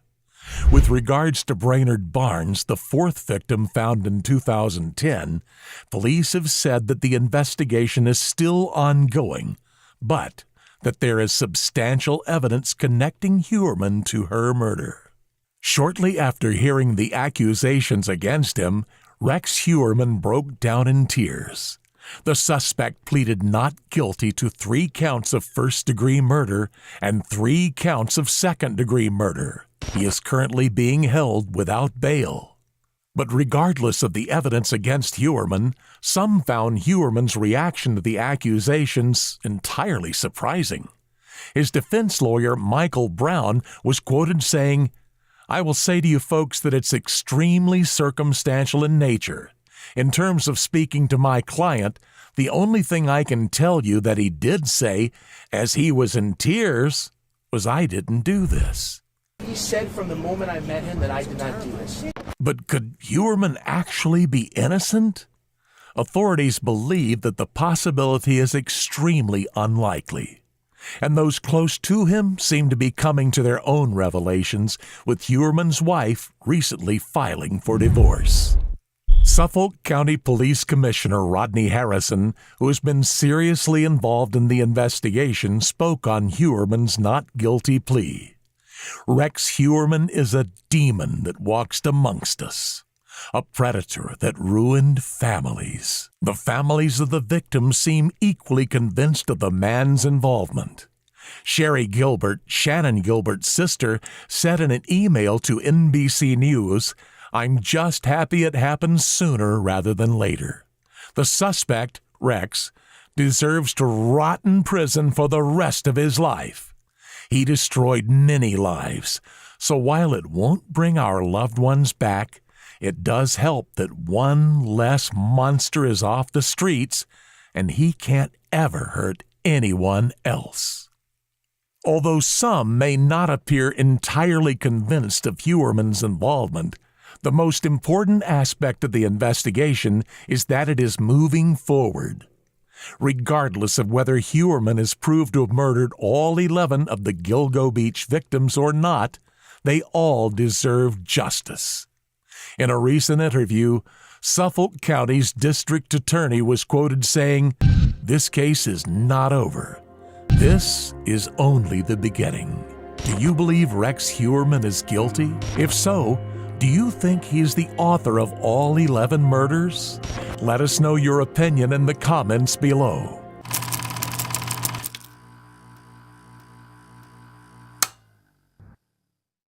Tonight, a nationwide search for 2 missing children has come to a gruesome end. Family members confirm that the remains found on Chad Daybell's rural property in Idaho are the bodies of his stepchildren. A neatly tied, layered plastic bag buried in a pet cemetery. A bucket atop human remains. 2 cult leaders preparing for the Armageddon, and a string of suspicious deaths leading up to their arrests. This is the final chapter of Lori Daybell's story. Murderer, mother, and brainwashed cult leader. Chad, where are Lori's kids? Listen, just tell people what's happening. There's people around the country praying for your children, praying for you guys. Why don't you give us answers? That's great. That's great. Being a good mom is very important to me, and a good wife, and a good worker, and being all those things together is not easy. So I'm basically a ticking time bomb. She's lost her mind. I don't know how else to say it. We're LDS. She thinks she's a resurrected being and a God, and remember the 144,000. Jesus is coming next year. So what makes her a danger to herself and to others? Threatened me, murder me, kill me. She threatened to murder you? Yes. And she said, how did she do that? She said, I can murder you. I can murder you. I will kill you because you're not Charles, and nobody will care. Lori, from what I understand, said that she has been on 21 planets, and Chad has been on 31. I wouldn't say planets, but I would just say lives. Lives. Mm-hmm. So she's had 21 lives, and he's had 31. He was a holy ghost and has had 5 lives on this earth, and she's had 4 lives. Correct. She had said that he had turned into a zombie the day before I got there. It doesn't add up. If they're in a safe place, why is she in Hawaii having a great time on her honeymoon when her children are hiding in safety? That doesn't even make sense. I think most people understand that. The woman you just saw being interviewed is Melanie Gibb, former friend of convicted murderers and cult leaders Lori and Chad Daybell. After the deaths of Lori's 2 children, Tylee and JJ, Melanie came out in an exclusive video detailing the inner workings of Daybell's Latter-day Saints-inspired cult. The recently discovered chain of events which led up to Lori's brainwashing and her children's tragic ends is beyond what anyone could imagine. When did this all begin? Did Lori and Chad kill each other's spouses in the name of a false god? And what was the motive behind the killings of JJ and Tylee? To understand the many years of tumult which led up to Lori and Chad's arrests, we need to start at the very beginning. Chad Daybell became notorious following the publication of multiple books which he authored on the subject of end times and religion, which explained his dogma of multiple lives, as well as his special place as a Holy Ghost meant to lead 144,000 chosen people to God during Christ's second coming.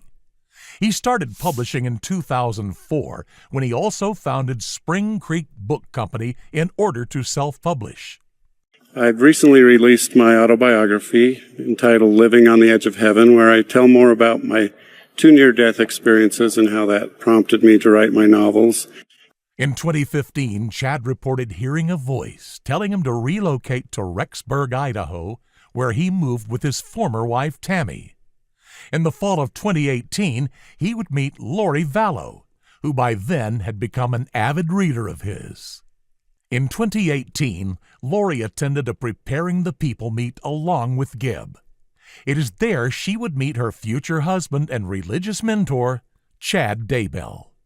If you've had this Holy Ghost experience testify to you, you're on the right path. It was then that Chad set his eyes on Lori, expanding upon the mysteries of God for a whole night. Chad explained that he had lived 31 lives, and that he could see whether people were light or dark. He referred to Lori as an eternal being who had lived 21 lives. From that night on, Lori felt she had a higher purpose. Originally Lori Cox, the future cult leader had gone through 4 divorces at the time she and Chad met. She was extremely close to her brother Alex Cox, who would also go on to be involved in the crimes and Daybell's cult. Throughout her life, Alex acted as Lori's protector, and he would protect her no matter the cost. His first attack on Lori's partners was on her 3rd ex-husband in 2007, Joseph Anthony Ryan, whom Lori had her daughter Tylee with. Claiming that Ryan had been abusive towards Lori, Cox tasered him and threatened to murder him. What no one knew at the time is that Alex was capable of much more, much darker things. In 2006, Lori married Charles Vallow. A longtime Catholic ended up converting to Lori's faith of the Latter-day Saints, or LDS. The couple adopted Vallow's grandnephew, JJ Vallow, and in late 2014, they moved to Kauai, Hawaii. At least for a time, things in Lori, Tylee, and JJ's lives were stable, but this peace would not last for long. In February 2019, Lori had met Chad, and the pair would communicate daily, convinced that they had been married in 7 previous lifetimes. At the time, both Lori and Chad were married to different people. Around this same time, Lori would go on to tell Charles Vallow that she no longer cared about him or JJ, and claimed that she was the reincarnated wife of LDS founder Joseph Smith. She then vanished for almost 2 whole months, and Vallow filed for divorce, claiming that he was fearing for his life. She took all the money out of her bank account today. My truck had gone from the airport. She went to the airport and got it. So what makes her a danger to herself and to others? Threatened me, murder me, kill me. She threatened to murder you? Yes. And she's talking in a spirit. I will kill you. Spiritual. No, she's talking physically. I will kill you because you're not Charles, and nobody will care. So she at this point doesn't think you are her husband? She thinks I'm Mick Schneider. Who's Mick Schneider? I have no idea. Okay. It's the name she used. I don't know where it came from. What followed Vallow's claims is a sequence of lies, murders, and religious fanaticism, the likes of which no one could have seen coming. Curious? At The Decoder, we compile reliable sources and evidence to bring you the truth about high-profile true crime cases. If this video is answering your questions about this unbelievable case, make sure you check out our other work, Your support is what keeps us going at The Decoder. The 31st of January 2019 was the beginning of the end for Charles Vallow. Police body cam footage shows him pleading with Lori to ask for mental health help at a time when Lori's obsession with Daybell's cult was beginning to concern her husband. So what's going on tonight? Can't get in touch with our kids. How old are your kids? 6.5 and 16. Okay. How long have you been trying? 2 days. So what makes her a danger to herself and to others? Threatened me, murder me, kill me. Yes. And she said. How did she do that? My bishop right there is in the car. He was on the phone with me today when she said, "I will have you destroyed." Was what she said there. Okay, that's not a threat to kill you. Yesterday was a threat to kill me. Today, Okay. of course, What did she say yesterday? She said, "You're not Charles. I don't know who you are, what you did with Charles, but I can murder you now with my powers." Law enforcement, however, considers to be of sound mental health, and the incident was dismissed. In February 2019, Vallow filed for divorce, claiming that his wife would kill him if he got in the way of her mission. In the early summer of 2019, Vallow went to the police once again over Lori's threats. He said, psychologically, she's gone. Something has happened to her. But Vallow was not listened to, and on the 11th of July 2019, he was shot and killed by Lori's brother Alex in his Arizona home. Fire department, what is the address of the emergency? 5531 South Four Peaks. And is that a house in Chandler? Yes. And what is the emergency? I shot my brother-in-law Okay, what part of his body is injured? in the chest, Okay, is he awake and responsive or unconscious? unconscious. Okay, is he breathing? I can't tell.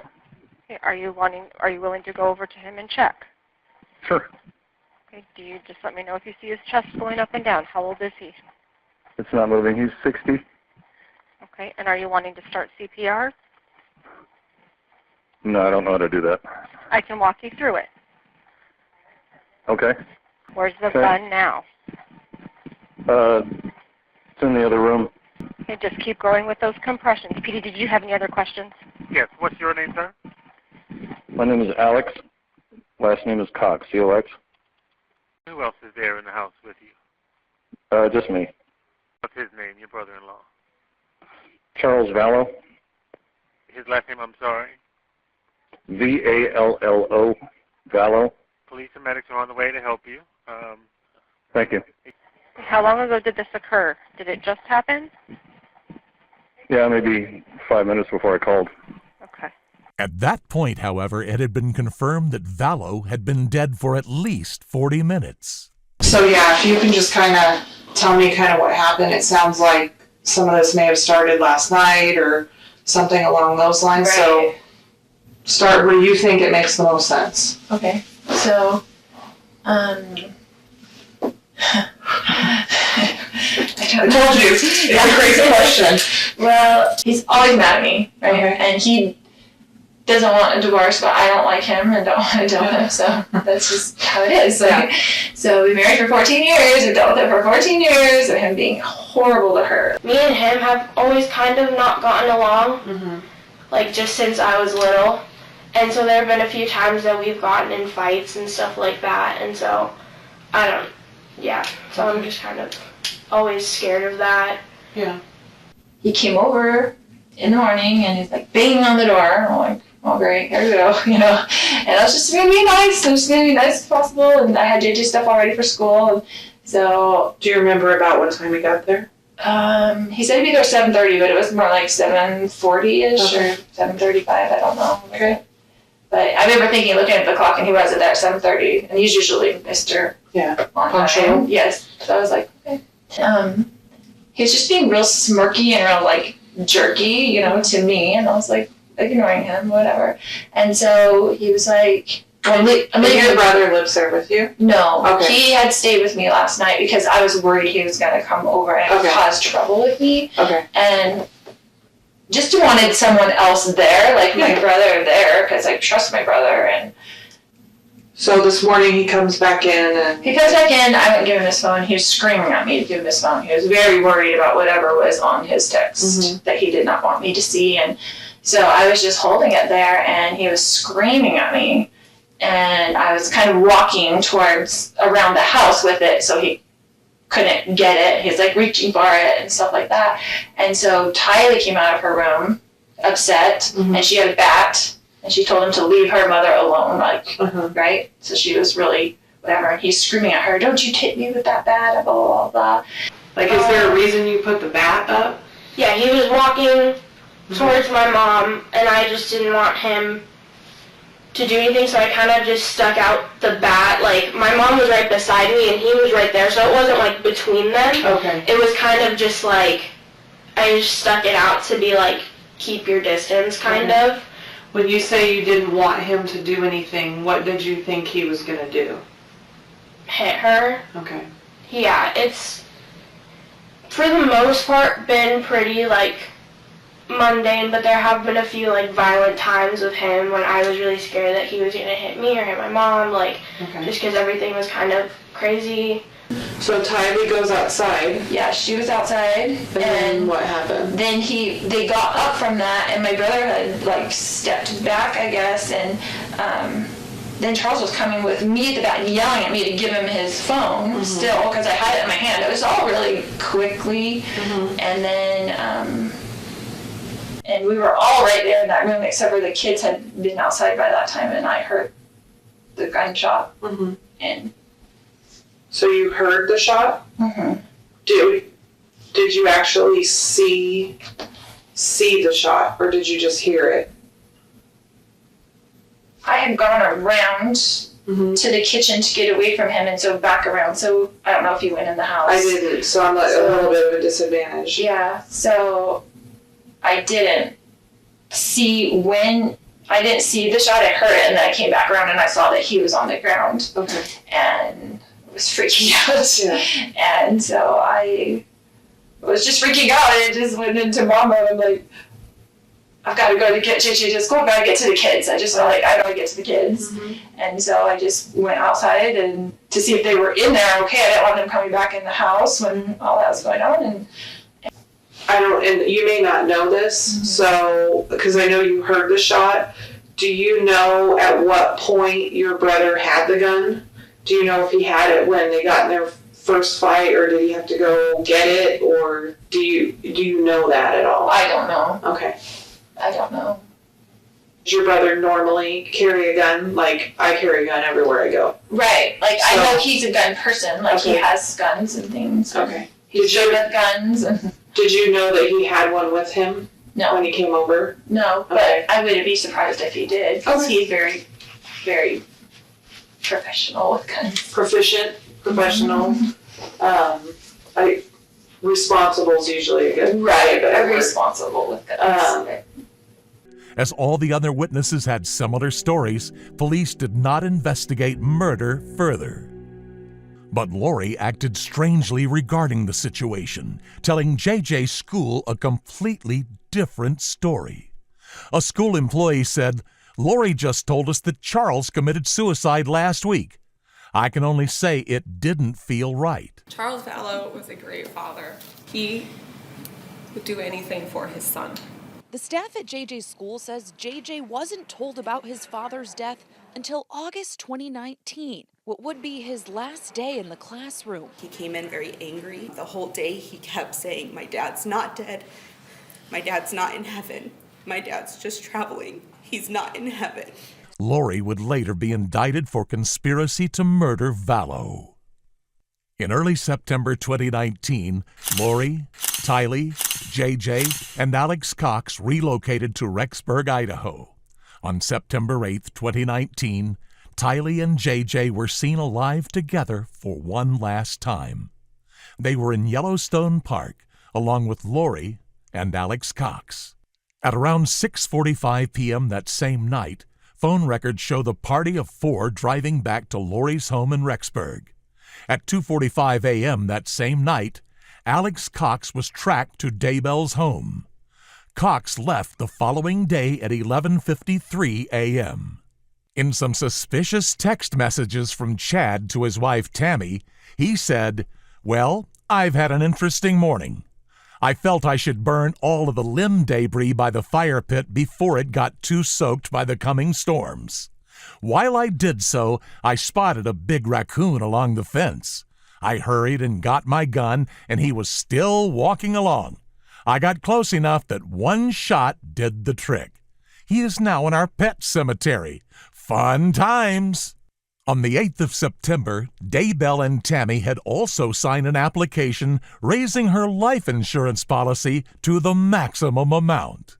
On the following day, September 9th, phone records once again placed Cox on Daybell's property, in the same general area where human remains would later be found.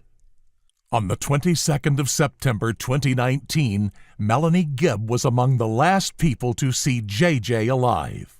Reportedly, Lori described him as being a zombie who climbed up on the cabinets, climbed up on top of the fridge, smashed her picture of Christ down, and then climbed up onto the upper cabinets and got in between the top of the cabinet and the ceiling.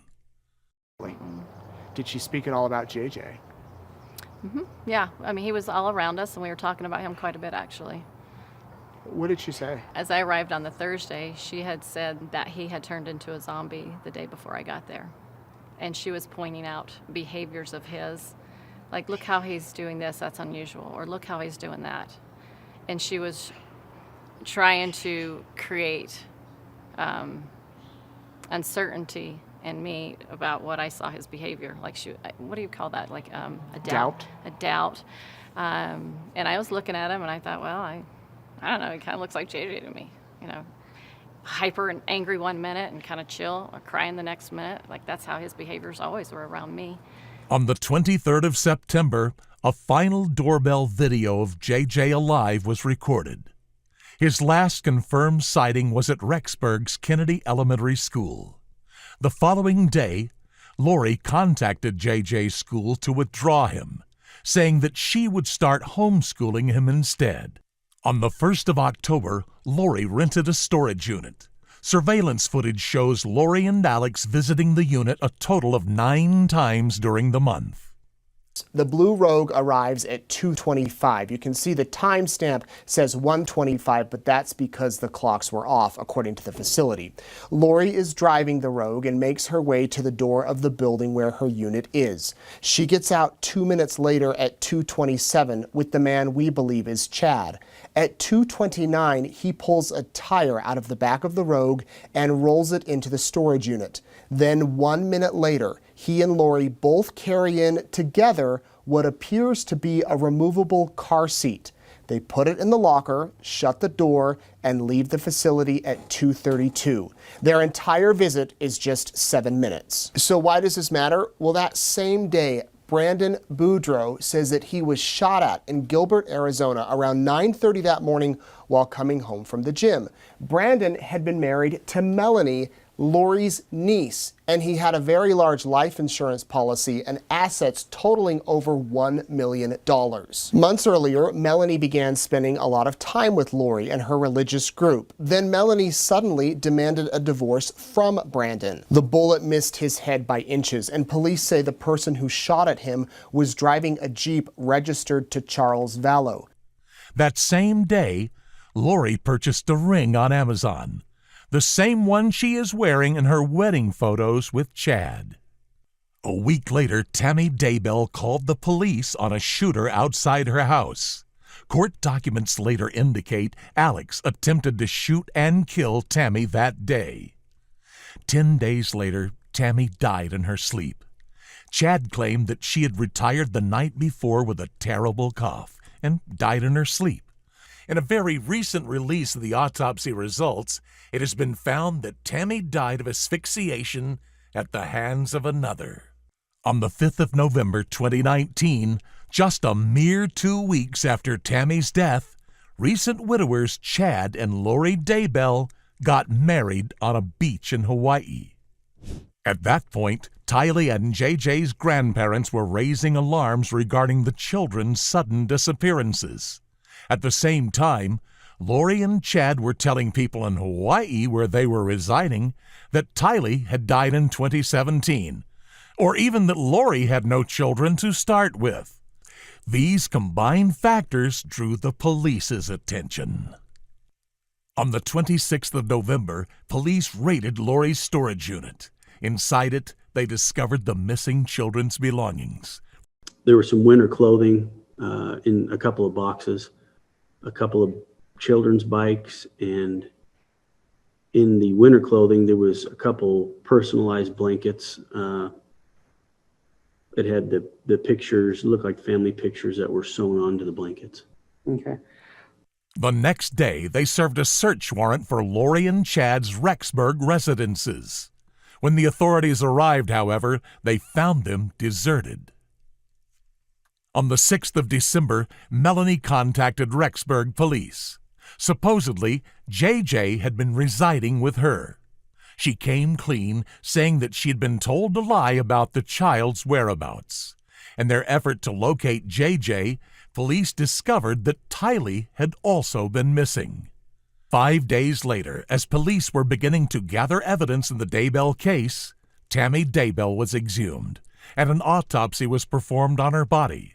The results, however, remain unknown to the public. On December 20th, police announced JJ and Tylee's disappearances as possibly linked to Tammy Daybell's death. Chad and Lori are named as persons of interest. But they stay quiet. In spite of a $20,000 cash reward offered by the children's grandparents for their whereabouts and Daybell's family pleading for him to cooperate with law enforcement, both he and Lori refuse to utter a single word. Chad, where are Lori's kids? What happened to Tammy, Chad? Can you tell us what happened to Tammy? Why have you guys been in Hawaii for so long? Listen, just tell people what's happening. There's people around the country praying for your children, praying for you guys. Why don't you give us answers? That's great.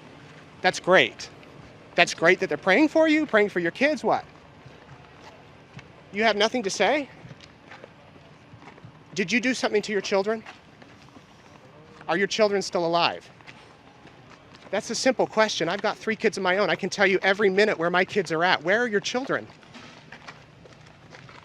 What do you guys plan to do now? You have 5 days to get your children in front of a judge in Rexburg, then what? Are you guys innocent of any crimes? Have you committed any crimes? Chad, you guys have a lot to say on your podcast. You don't have anything to say now? Lori? After Lori failed to present JJ and Tylee to Rexburg's health department, a $5 million warrant for her arrest was produced. She was seized and brought back to Idaho from Hawaii. On the 20th of February 2020, she was charged with 2 felony counts of desertion and non-support of dependent children. On her first hearing on the 6th of March, her bail was lowered and set to $1 million. In May 2020, an exclusive interview with Melanie Gibb was released, discussing her time with Lori and Chad Daybell. Supposedly, Lori had said of JJ that he was in the way of her and Chad's mission. Also, in May 2020, on the 8th, Alex Cox died of natural causes. The night before his death, Cox reportedly said, "I think I'm their fall guy." He would have been essential in finding out what happened to Tylee and JJ. On the 9th of June 2020, police searched Daybell's Rexburg property. Within hours, they found human remains. They removed the rocks, and underneath the white rocks was some thin wood paneling. Okay. And what did you observe them do with that paneling? They removed the paneling. Okay. And then what did you observe? Initially, as soon as they removed the paneling, I could smell the odor of a decomposing body. Once they removed some soil, there was a black, what I can best describe as a black plastic bag with a round object protruding through the dirt. Okay. What did you observe the ER team do after you saw that? They dug a little bit more around the round object, which appeared to me to be the crown of a head, protruding through the dirt. They used a small, sharp instrument to cut through the black plastic. Okay. And what did you observe when they did that? There was a white plastic underneath the black plastic, and they also used the white instrument to cut through the white plastic. Okay. And what did you observe when they did that?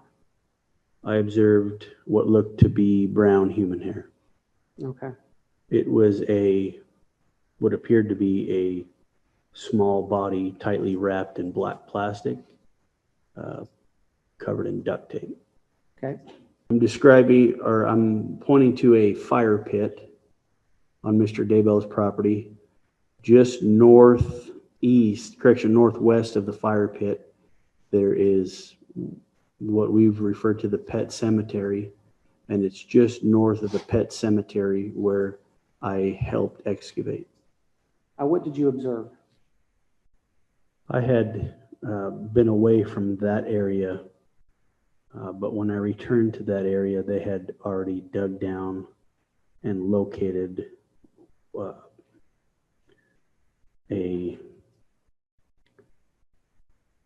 appeared to be a mass of burnt flesh and charred bone. The initial body that was found was JJ. A photo of JJ taken on September 22, 2019 shows him wearing the same red pajamas that were found on his lifeless body. And what you just heard the detective describe as a burned mass of flesh and bone was what remained of Tylee Ryan. Chad Daybell was also taken into custody on the 9th of June 2020. His bail was also set at $1 million after next day's hearing. During Daybell's hearing, a recorded phone call between Melanie Gibb and Lori was released. In it, Gibb presented concern for JJ and Tylee. The conversation saw Chad and Lori confronted by a member of their group for the first time. Hello, sweet Melanie. Hi, Chad. Hey, Lori. Hey, let me put on speaker. Oh, okay. All right. We're enough with the phone. How are you guys? We're okay. How are you doing, babe? I'm doing pretty good, thanks. I was wondering, where are you guys? We're just hanging out. Hanging out? Are you in Idaho? We're near Idaho. Oh, okay. I just wanted to ask you a question, if you don't mind, Lori. Yeah, of course. I want to know, you remember we talked about JJ going to Kay's house, and you told me they went there, and now he's not there? I was wondering what happened. Well, I had to move him somewhere else because of her actions. So Was she doing something? Like, was she trying to come get him or something? Or like trying to kidnap him? well, she said that lots of times before, but Okay. When I asked Chad the other day, I was like, hey, where is JJ? And he said, for my security, he didn't want me to know. So is there a reason I should be in danger to know where he is? no, it's nobody. It's his danger. It's the danger that there's people after me. Okay. We just felt that if you knew, that puts you in a danger. Well, just in a bad position. Bad position. Everybody, if they don't know anything, then they don't have to say they know. Right. So you're just worried. Okay. I'm just to keep him protected and keep you protected. And keep everybody else good. I appreciate that. Well, I was wondering why you told the police why he was with me.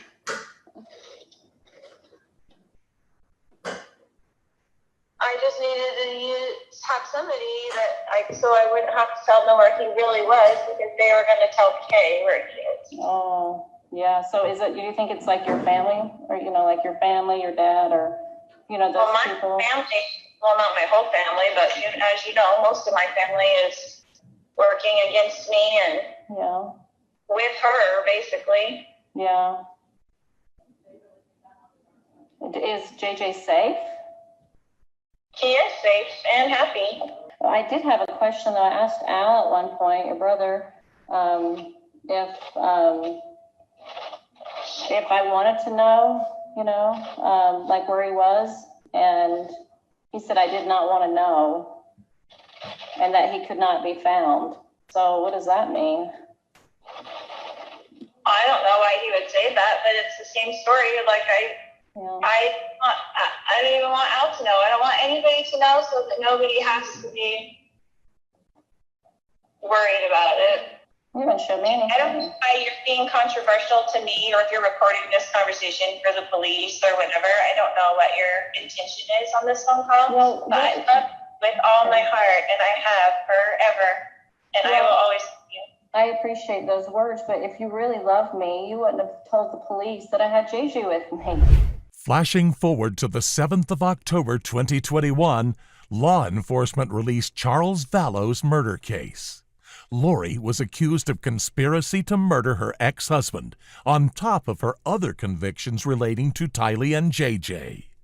But in another turn of events, on the 11th of April 2022, Lori was deemed psychologically unfit to stand trial. A week later in court, Lori refused to speak. Her attorney asked for a not guilty plea to be entered on her behalf. Your Honor, she intends to remain silent. However, on the 26th of May, the prosecution announced that they will be pursuing the death penalty for Lori as well as Chad, whose death penalty pursuit has been announced earlier this year. At this point, Chad is also accused of Tammy's first-degree murder. Lori's trial began on the 3rd of April 2023. There's no release date for Chad's. No one except for Lori and Chad Daybell, as well as the deceased Alan Cox, will ever truly know what happened to the unfortunate JJ and Tylee. The children's manners of death have not been released, and when it comes to Tylee, it is unlikely that we will ever know unless either of the Daybells decide to break their unrelenting silence. What is known is that based on the state of Tylee's body, she had been cut up and burned prior to being buried. Strikingly, it is known that Daybell used to work as a grave digger. As for a motive for the killing of the two innocents, well, no one really knows. Friends of Lori suspect that Tylee was viewed as a liability, that having been there on the day Charles Vallow died, she might have known too much about her mother's and uncle's involvement. Others believe that the children represented some of the dark spirits that the Daybells claimed to be seeing. Perhaps that in itself was a good enough reason for the fanatics to end their lives. What remains clear is that no matter Chad and Lori's eccentric beliefs, there is no right reason for killing two children. There is no reason both their spouses should have died. And there is no good reason for the chain of destruction that the Daybells have left in their wake.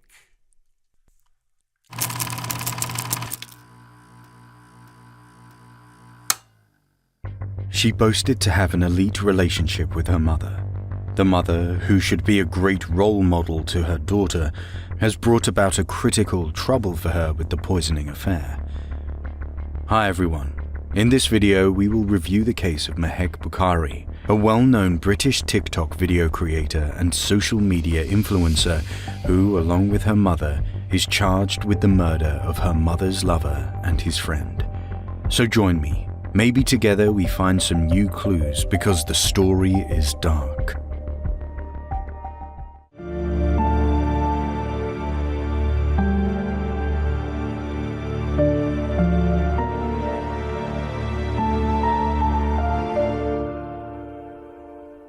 With the emergence of social media platforms, many individuals discovered a new way to communicate with others, expressing themselves by posting videos and receiving views and likes.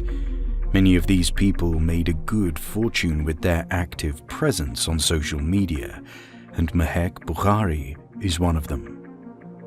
Before going straight to the murder charge and how this famous influencer got involved in it, let's have a quick look at Mehek's life. Mehek, known as Maya, was born in 1999 in England, UK, although her exact date of birth is unclear. She is a British national with Pakistani ethnicity. Mehek is a social media personality, particularly a TikTok and Instagram influencer, sharing videos about fashion, cosmetics, and lifestyle niches from her bedroom filled with designer clothing and footwear on her social media page. She could gain many followers upon creating makeup tutorials online and also participating in TikTok challenges. She had 129,000 followers on TikTok and 45,000 on Instagram, as well as over 3,900 followers on her channel on YouTube, where she was known as Maybe Vlogs.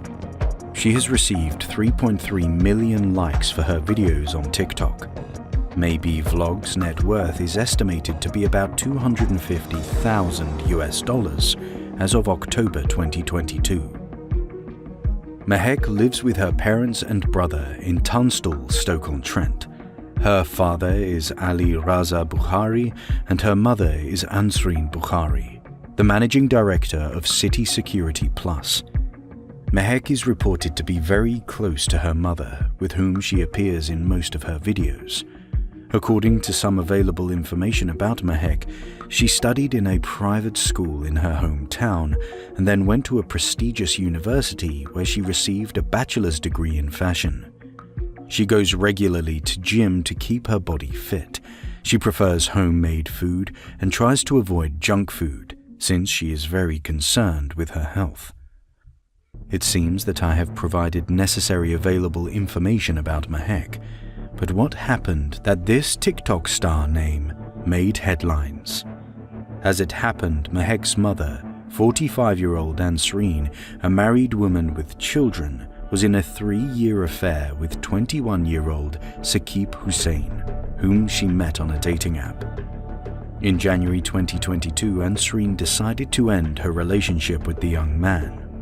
Heartbroken Saqib expressed his love for Ansreen, or as he called her, Anzi, begging her to continue their affair. As Saqib had confessed to her sister, he had started the relationship as a bit of fun, but had fallen in love with Ansreen. As estimated by Saqib's family, he had spent between £2,000 and £3,000 on Ansreen during their 3-year relationship, taking her out to hotels and dining in restaurants.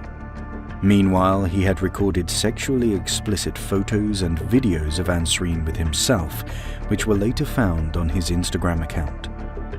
As reported, Saqib had made 1,702 calls to Ansreen in the months before his death, lasting 5 seconds or less, while Ansreen had called him about 200 times, with just a handful lasting over 3 minutes.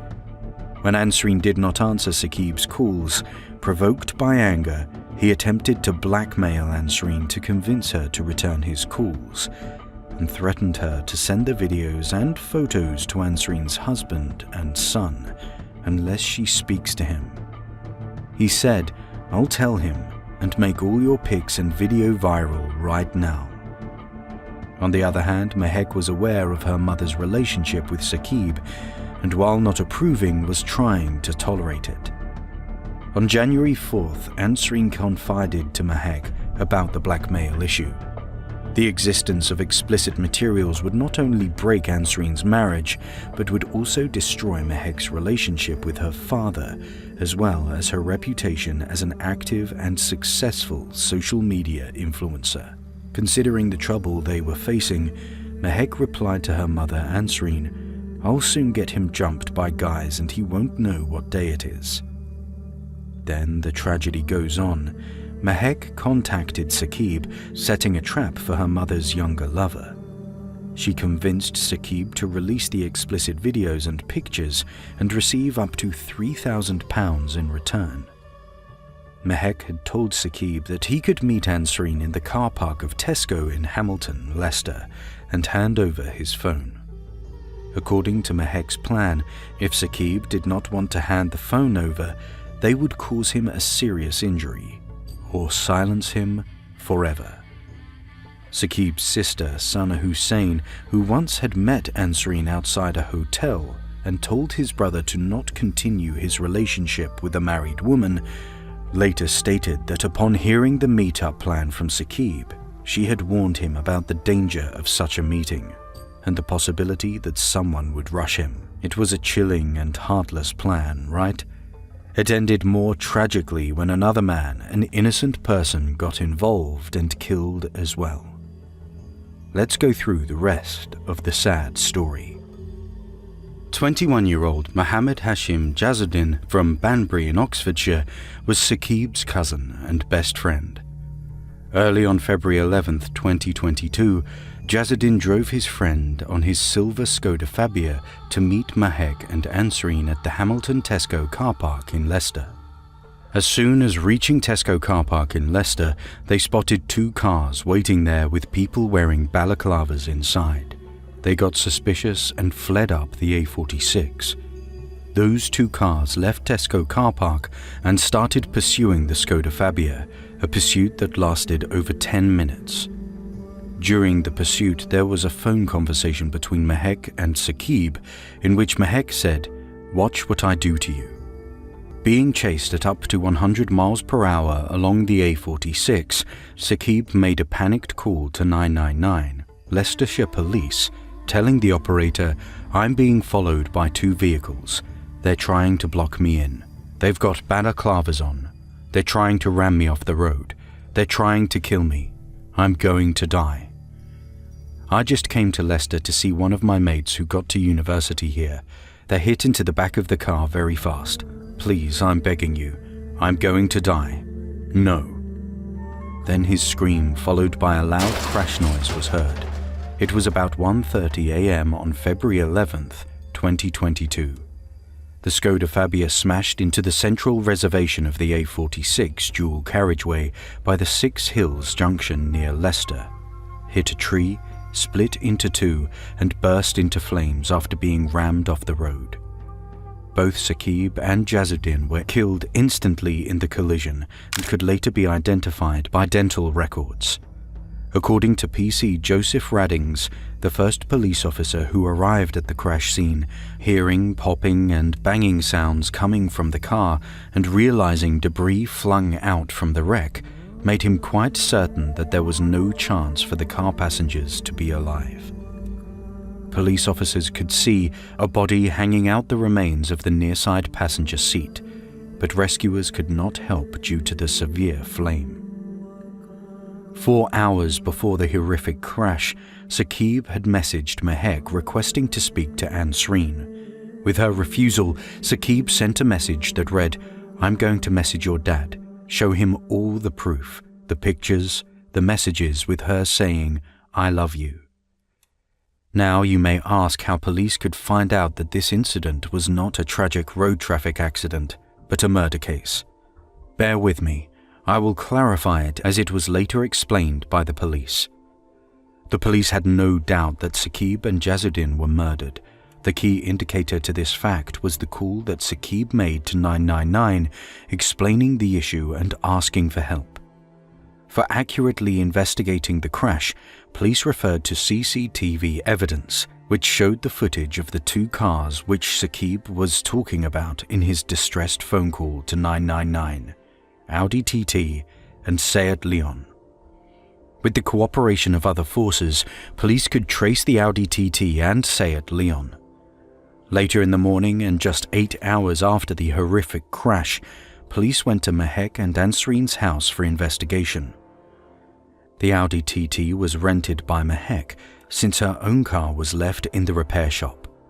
While police were interviewing Mahek's brother about the car, she had a 14-minute call with another person involved in the crash, Rees Jamal, in order to fabricate a story to deceive the police. Mahek allegedly lied to police and claimed that she and her mother were going to Nottingham and accidentally ended up in Leicester. When Mahek was being interviewed by police, she admitted to know Saqib and that he had been harassing her. She did not mention her mother's affair with Saqib, pretending that she herself had met him once and had exchanged numbers since she had thought he was a nice man. But later, Saqib had started circulating fake pictures of both her and her mother and asked for £2,000 to £3,000 to stop harassing her. Moreover, Mehek claimed that Saqib had threatened to kill her father and brother. She stated that she was to meet Saqib at the Tesco store, but he did not show up. Then she drove up the A46 with her mother, where she saw a blue car disturbing a silver car. She said she did not know Saqib was inside the silver car, and she had not seen the driver of the blue car. She alleged that later they saw the crash scene with the silver car on flames, and she burst into tears at the sight of the wreck. While arresting Mehek, police told her to hand over her phone and the code to unlock it, and she provided a wrong PIN number to hide her involvement in the murder. Meanwhile, tracing the Seat Leon led police to 6 other individuals involved in the crash. Natasha Akhtar, 22, the owner of the Seat Leon, Rees Jamal, 22, Rakan Karwan, 28, Mohammed Patel, 20, Sanaf Gul Mustafa, 22, and Amir Jamal, 27, were the people arrested, along with Mehek and Ansreen. Rakan Karwan was driving the Audi TT with Mehek, Ansreen, and Patel as passengers. Rees Jamal was the driver of the Seat Leon that collided with the Skoda Fabia, with the rest of the group as passengers. As later prosecutor Collingwood Thompson KC told the jury, all 8 had been charged equally with murder because of their alleged intentions on that night. They have all admitted to having been in one of the 2 cars chasing the Skoda. However, according to the prosecutor, they did not have any chance to lie because the data retrieved from their mobile phones are a reliable evidence of their involvement. However, all 8 have denied a charge of murder and an alternative count of manslaughter. According to the prosecutor, the crash was certainly not a road traffic accident, since CCTV footage of the scene shows that after the crash, they pulled in to check on damage to the Seat Leon, while one of them had a balaclava on, as Saqib had told the operator. The Audi TT and Seat Leon, which were taken by the police to be forensically examined for possible damages, show other evidences. Nothing serious was found on the Audi TT, while the Seat Leon had damage to the front, showing its collision at more than 80 miles per hour with the rear of the Skoda Fabia. The sophisticated tracking computer on the Audi TT could give the police a lot of data about where the car was and how fast it was going at all points while chasing the Skoda Fabia. Moreover, cameras on the M6 could record Akhtar's Seat Leon automatic number plate, which led to her arrest when she pulled into a petrol station near Junction 5 of the motorway near Castle Bromwich. On the other hand, Ansreen Bukhari's husband, Ali Raza, has told Leicestershire police that he was not aware of his wife's affair for the past 3 years, and even did not know she was in a relationship with anyone. But he remembers that once, 4 or 5 months before February, someone with the name Saqib had sent him a comment on his TikTok account, telling him his wife was having an affair. He has stated that he had never told his wife about it, assuming it to be just nonsense. As the prosecutor has said, this case is about love, obsession, anger, extortion, and ultimately, murder.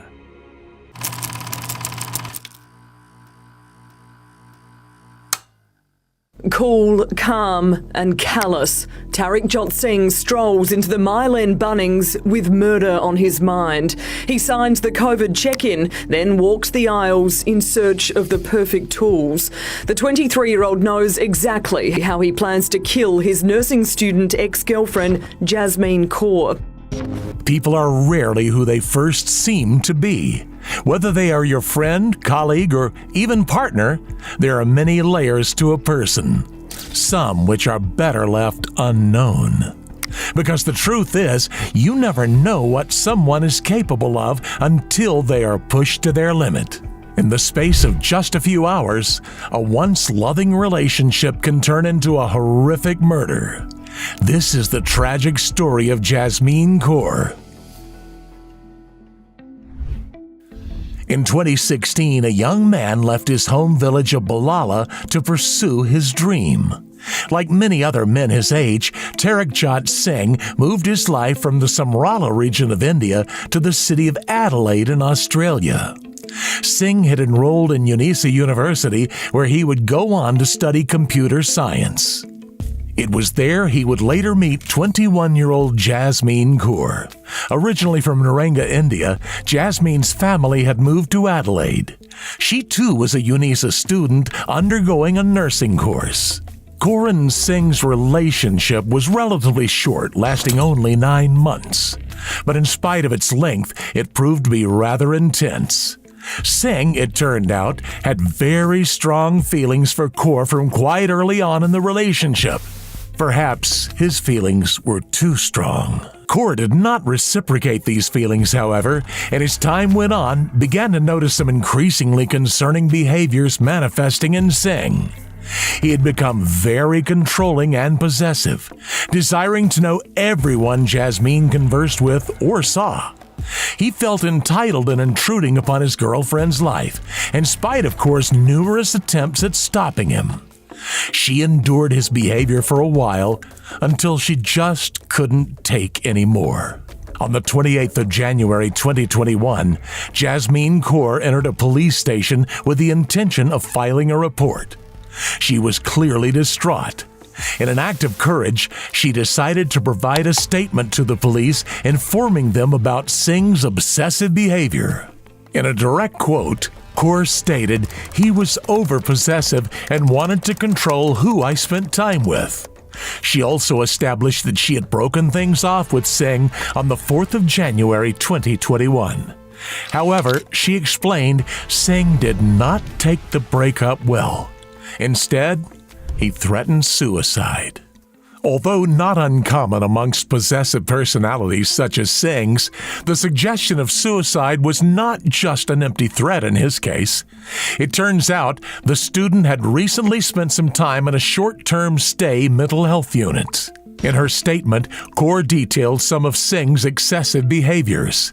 She wrote that if Singh got upset over her going out with friends, she would be asked to return immediately and abandon her plans. As a result of Kaur's statement, Singh was cautioned for stalking in February 2021. From then on, if he were to be reported again, Singh risked being arrested and registered as an offender. So he stopped stalking Jasmine and made a much worse plan instead. In early March 2021, Singh headed over to a local Bunnings store where he would make a string of very suspicious purchases. He bought a shovel, cable ties, gaffer tape, gloves, and a jerry can. In the CCTV footage obtained from the store, Singh can be seen strolling casually through its aisles. He even asked a store worker for help before checking out. A more skeptical employee might have noticed the strange correlation between the objects in Singh's basket, but on that day, no one did. Singh felt relieved. The first step of his plan was over. His second step, which he also ticked off successfully, was borrowing his friend's car and swapping out his SIM card. The easiest part was over with.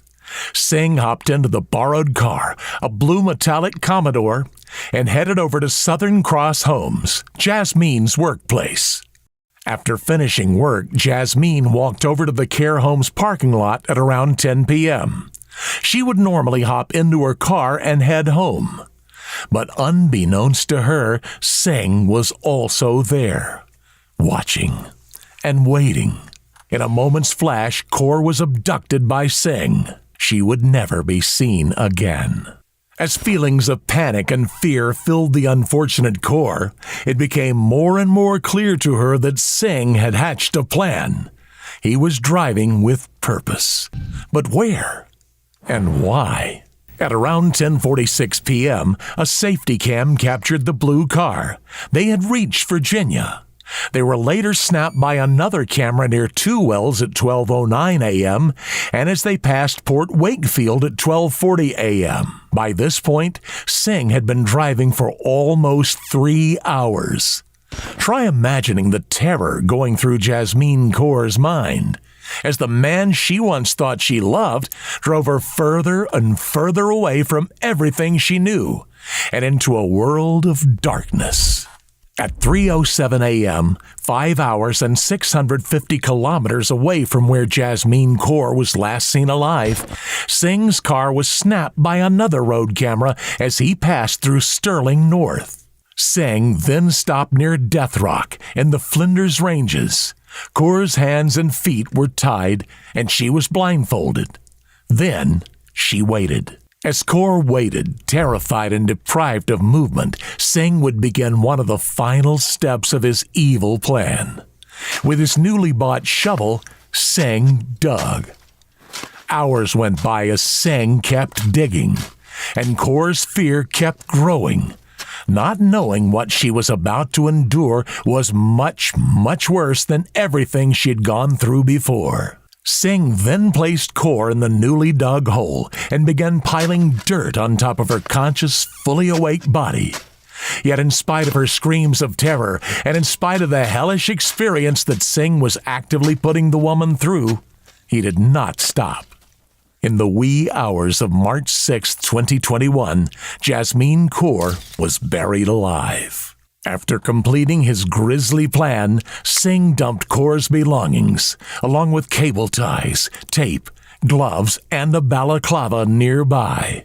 Singh's car was snapped by a camera as it passed the other way, almost 12 hours after the first photo was taken on the 6th of March at 2:27 p.m. If you take out travelling time, that leaves about 8 hours to bury Jasmine, and a considerable amount of time unaccounted for. In Adelaide, Kaur's family became concerned over her not attending work that day. Her car was found in her workplace's parking lot. Thus, the Kaurs walked into Henley Street Police Station and declared Jasmine missing. After getting home on March 6th, Singh is almost immediately questioned by police officers regarding Kaur's disappearance. He stated that he could not remember the last time he saw Kaur and that he was home the night of the murder. However, it would only be a day later, on March 7th, that Singh declared Kaur was indeed dead. However, the man said he had nothing to do with it. Singh told law enforcement officers that Kaur had taken her own life and that he had been the one to find her. Feeling sorry for Kaur, Singh decided to bury her himself. Singh then proceeded to lead officers to Kaur's exact burial spot. Upon arriving in the Flinders Ranges, officers found Kaur's shoes, glasses, and work name badge, and were then led to something much worse. The following day, on March 8, 2021, Singh was arrested and charged with Jasmine Kaur's murder. In a text that Singh had written to Kaur but never sent, the killer wrote, "Your bad luck is that I am still alive. Wait and watch. Each and every single one will get the answer." In a tragic turn of events, Singh's threats could not have turned out to be any more truthful. Before the trial took place, Kaur's family held a memorial at her burial site in mid-March 2021. They laid flowers, teddy bears, and candles at Jasmine's grave in the hopes of turning the site into a place of rest, which reflected her. May your soul rest in peace wherever you are. If you're watching us, love you and miss you a lot. The family also planted native plants and trees as a reminder of Kaur's legacy. Jasmine's relatives commented on the tragedy of her death, with her sister stating, "We're feeling very strange, as we never thought in the rarest of dreams this could happen to our Jasmine. And she would say goodbye to this world in such a tragic way." She said, "I'm missing the conversations and the family times we had together." But not everyone was ready to let go at that moment. Although all the way back in India, Singh's mother expressed her unrelenting support for her son, who had pleaded not guilty. Singh's mother detailed a radically different version of the events which had taken place as told by her son. According to Singh, the two wanted to get married toward the end of the relationship, but Kaur's family did not approve the match. Supposedly, that was when Jasmine tried to slit her throat. In an act of mercy, Singh's mother said her son presumed Kaur dead and buried her. The woman went on to say, "We pray before the Almighty to save our son. The only mistake he did was of burying the girl, and that he did so in too depressed state of mind." Had the girl's family members agreed to their marriage, both had been tied in a happy relationship, and the end would not have been so horrific. Singh initially pleaded not guilty of Jasmine Kaur's murder, maintaining that he had only buried her already dead body. However, as autopsy results revealed, that had not been the case. Essentially, Kaur had suffered a terrible, agonizing death through asphyxiation and inhaling dirt. As evidence kept mounting up against him, Singh changed his plea from not guilty to guilty just a month before his trial was scheduled to start in March 2023. No, we are not surprised. We know from the day one that he is guilty, but he was denying from a long time, but we are happy now that he pleaded guilty. During the trial, Justice Adam Kimber described Singh's murderous behavior as horrific and callous in the extreme. The judge went on to say, "I am unable to find words to adequately describe how Ms. Kaur must have felt when you placed her in the grave and buried her. The terror she felt when she was abducted, restrained, and kept in the car during the long drive to Morawalana Creek is difficult enough to estimate. I cannot describe the terror Ms. Kaur must have been experiencing when she realized you were burying her alive." Although Singh did not divulge details of exactly how he went about abducting and burying Kaur, the court felt that the evidence, along with Singh's guilty plea, were sufficient for sentencing. Moreover, Justice Kimber stated that the evidence showed that Kaur had clearly endured extreme suffering during the lengthy car trip from Adelaide to Flinders Ranges. It turned out that during the drive itself, Kaur was bound and gagged, unable to see or where she was or understand where she was going. The drive must have taken several hours. Throughout that trip, Ms. Kaur must have been terrified. "You cannot have cared," Justice Kimber said. "You dug a grave and you buried her while she was still alive." According to Kimber, Singh had been methodical, showing clear intent in his actions. There was time for reflection. There was time to depart from the plan.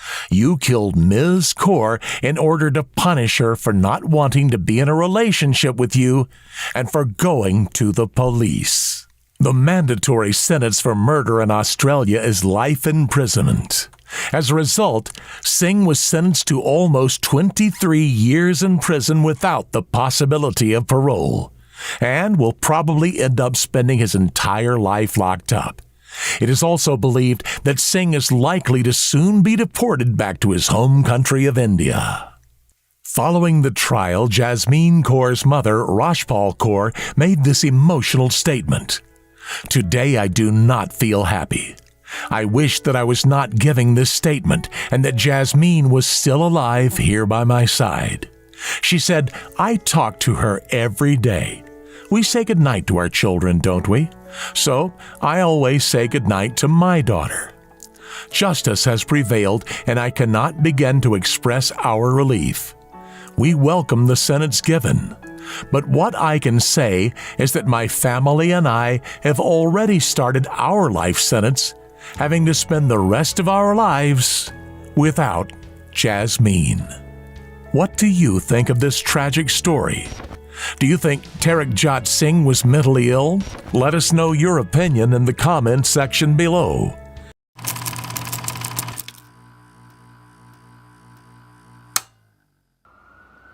Station is 365 Main, crossing of Folsom and Harrison. Family not alert, responding control.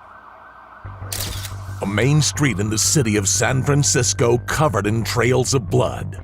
The side of a building stained all over by the hand of a man lying face down on the pavement. The murder weapon and the killer are nowhere to be found. And the man He was not just a random victim. Bob, can you just kind of introduce yourself to the audience? Tell us who you are. I sure can. Nowadays, I'm the CTO of Square. We're a company that enables you to accept card payments.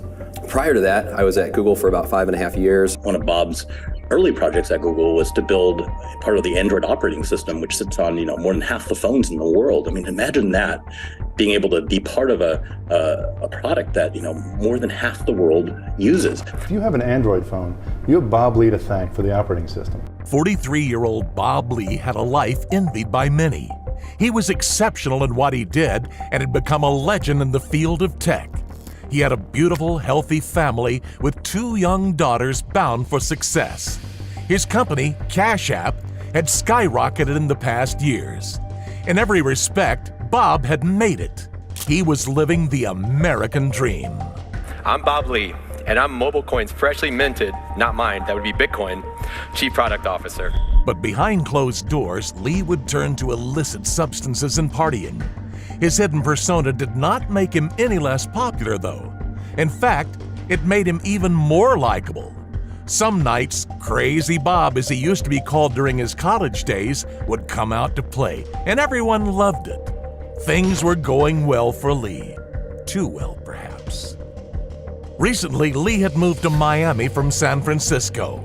He was busy building his new Floridian life when he was called back to his old town for some unfinished business. That is where disaster struck. That is where, in a completely unexpected turn of events, Lee would end up bleeding out on the pavement, ignored by passers-by until his very last breath. But how did it get to this? Let's start at the beginning. Bob Lee moved to San Francisco in 2004, where he started working as an engineer for Google. There, he led Android's core library team. Soon enough, Lee had become the founder of the world's most used operating system. By 2010, Lee had become well known in the tech world. It was then that he joined Square, a payment processing company and a massive stakeholder in the tech and online payment industry. In 2011, only a year after joining the company, Bob was promoted to Chief Technology Officer. It was in 2013 that Lee co-founded Cash App. But Lee wanted more, and he knew he could achieve it. In 2014, Lee resigned from Square, and in 2015, he became the CEO of another company, founding the chat group app Present. The app was aimed at connecting women and helped host the 2018 Women's March in San Francisco. In 2019, Lee moved to the affluent San Francisco Bay community of Mill Valley. In 2021, he became Chief Product Officer of MobileCoin, with the hope that the company would help the hundreds of millions of unbanked people worldwide by giving them access to digital cash. MobileCoin received $66 million in venture backing. It was a success. Lee moved to Miami in October 2022 and was quoted saying that the move was partially influenced by the rising crime rate in San Francisco. But Lee still traveled between San Francisco and Miami for business. It would be from one of those trips that Lee never returned. On the 3rd of April 2023, a friend of Lee's called Witness One for privacy reasons arrived at an apartment where they would meet Lee amongst others. The apartment was in the 1500 block of Mission Street in San Francisco. Lee, Kazar Elisanya, and Nima Momini, her brother, had all been drinking when witness number one arrived.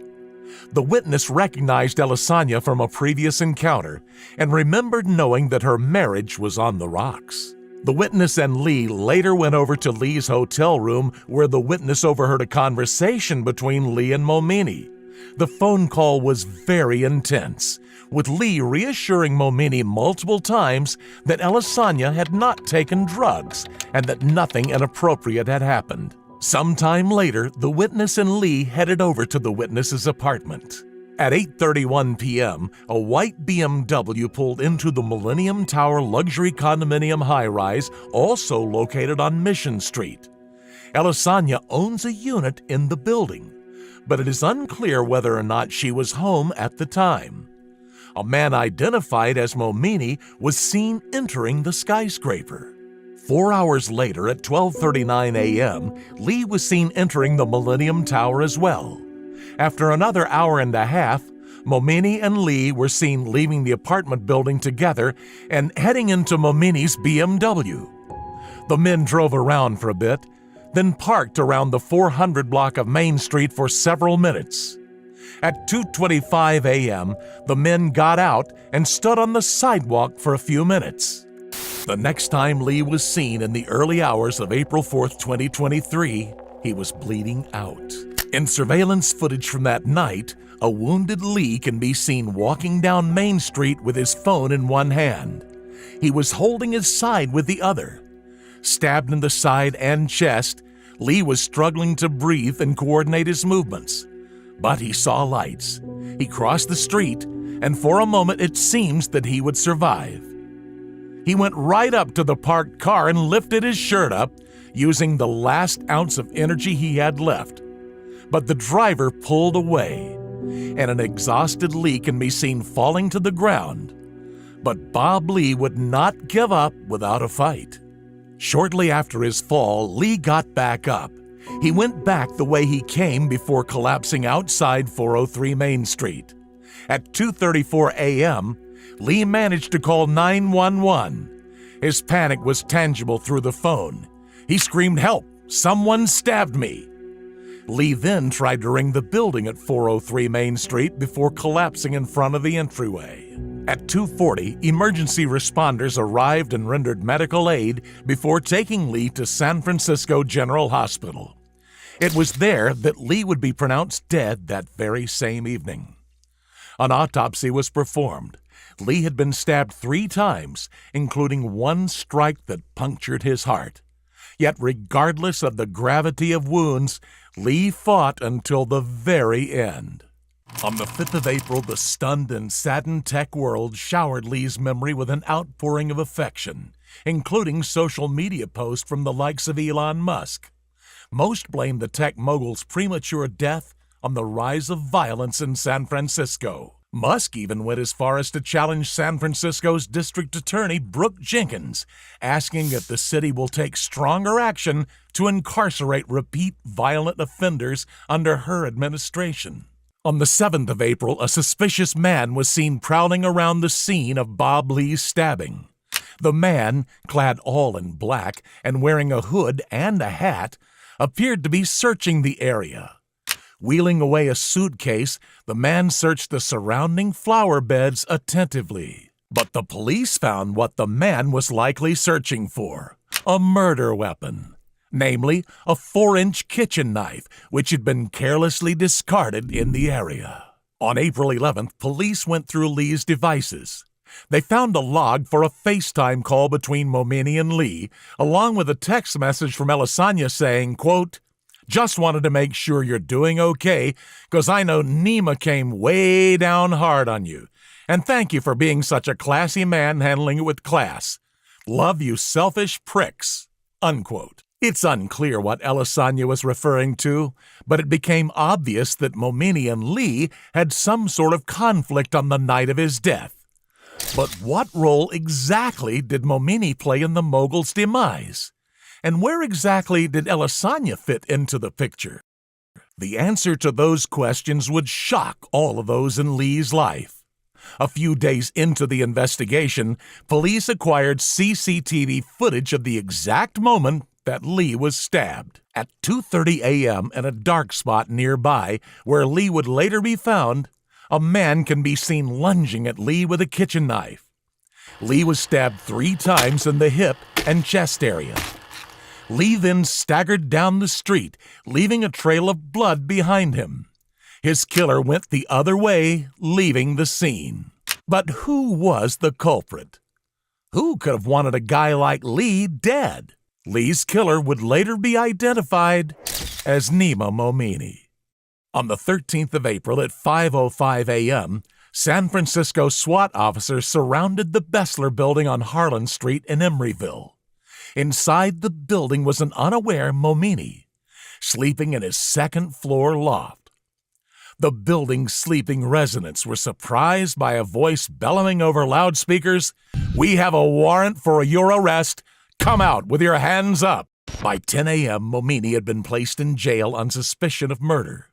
At 12:30 p.m. that same day, the charges against Momeni were publicly announced. I am here today to formally announce the charges against Mr. Nima Momeni for the murder of Bob Lee. Mr. Momeni was taken into custody without incident in Emeryville, California. He was transported to the San Francisco County Jail and booked on one charge of murder. District Attorney Jenkins also denounced the multiple social media posts speculating about the rise in violence in San Francisco. Serve to mislead the world in their perceptions of San Francisco and also negatively impact the pursuit of justice for victims of crime. The following day at 9 a.m., Momeni appeared in court. Both parties agreed to postpone his hearing until April 25th, as his attorney was away at the time. The judge in the case ruled that Momeni would remain in jail until his hearing without bail. Momeni's attorney, Paula Canny, has gone on record saying that she believes Momeni is innocent.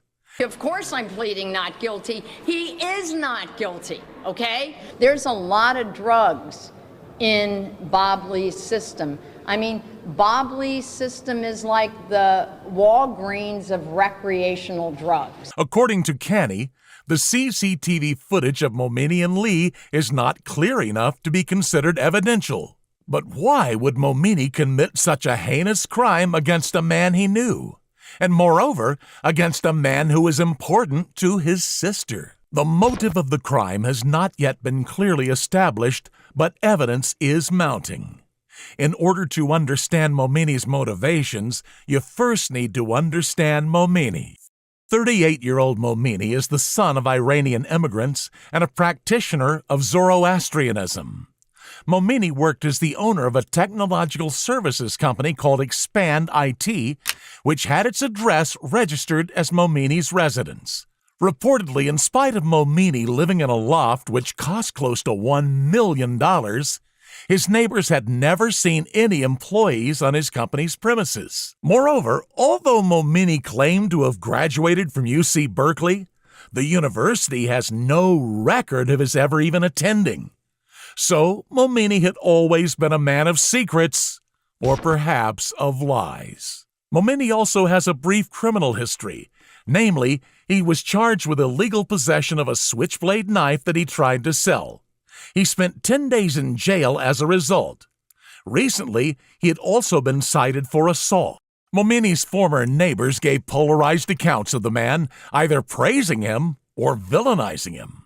Total shock. I'm in the public relations business. We don't normally wind up working next to killers. Very warm, welcoming, very nice fellow, like any other technology consultant here in the Bay Area. Lives in a live-work loft in the heart of Emeryville's technology district, and handed us a stack of cards saying, if you ever need IT help, give me a call. While some said Momeni seemed like a nice individual, others reported that other occupiers hated him. Supposedly, Momeni was rude, stunk up the hallways with his cigs, was completely inconsiderate, refused to pay rent for 4 to 5 months at a time, and was just an awful human being. Moreover, Momeni was apparently a tough guy, super into weapons, which he kept lying around his apartment. Allegedly, Momeni even called one of his former neighbors only hours after Lee's killing. He asked him for all his alcohol, which he then likely used to numb the guilt of taking Lee's life. A few days later, Momeni went back to the same neighbor, asking him to travel to Colombia with him. Court documents paint the possible motive for the murder as having stemmed from a secret relationship between Lee and Kazar Alessandra, Momeni's younger sister. The possibility is corroborated by the fact that Kazar's marriage to prominent San Francisco plastic surgeon Dino Alessandra was experiencing turbulence. But Lee's supposed relationship with Alessandra was not Momeni's only issue. It is alleged that Alessandra had a substance abuse problem and that Lee was encouraging it through his own behavior. It has been discovered that only a few hours before his killing, Lee and Elisanya had visited an alleged drug dealer's apartment together. The apartment is home to a man convicted in 2022 of felony possession of a controlled substance with the intent to sell. During police raids of the man's previous residences, police found a variety of drugs, including MDMA and LSD. Prosecutors described the individual as deeply engaged in the trafficking of controlled substances. Kamira Kudusovic, an alleged friend of the Momeni siblings, has also commented on their relationship. It appears that Khazar used drugs so frequently that it caused a rift between her and her brother. This, along with how Momeni was always playing Big Brother and looking after her, paints a picture of distrust between the two siblings. Kudusovic had also been told by Momeni to not offer his sister drugs. Eventually, Kudusovic wrote to Elisanya in order to ask Khazar to stop calling her. She was basically asking me to buy drugs with my money, she said. Khazar and Lee had met in 2020, and an alleged romantic relationship bloomed between them. Additionally, to both Lee and Khazar being married at the time of their meeting, Lee was also known for his substance abuse. Tirana Ipakci, a close friend of Lee's, said he liked to unfortunately do a lot of drugs. But what might have seemed like a playful affair to Lee was a matter of life and death to Khazar's overprotective brother. And the unfortunate tech mogul would come to find this out the hard way. Currently, Momeni is being held on suicide watch in prison, with police reporting him being severely unsettled. But this is not unexpected. Momeni faces a maximum sentence of 26 years to life in prison if he's convicted on all the charges against him. On the 25th of April, Momeni's attorney argued that she had not received enough evidence from prosecutors to move forward with an arraignment. Momeni has not currently entered a plea. However, it is expected that he will plead not guilty. Rick Lee, Bob Lee's father, posted saying, "I just lost my best friend." And what did Lee lose his son over? The jealousy and desire for control of a deeply disturbed man.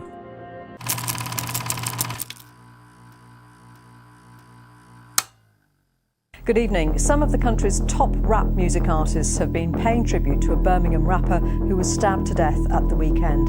18-year-old Joshua Rivera, whose stage name was Debs Man, was seen as a rising star. Every time that I see your face, I feel the pain. When I'm on road, just knowing that you ain't here, don't feel the same. I miss you, bro. Love you, bro. Swear I wish I could hug you, bro. I need you, bro. A rising star honoring his tragically murdered friend. A jealous rival looking for any excuse to swing a knife. An 18-year-old boy with a stab to the heart, fighting to survive with every cell of his being. This is the tragic story of the artist known as Debs Man and his premature death on the night of September 20th, 2013.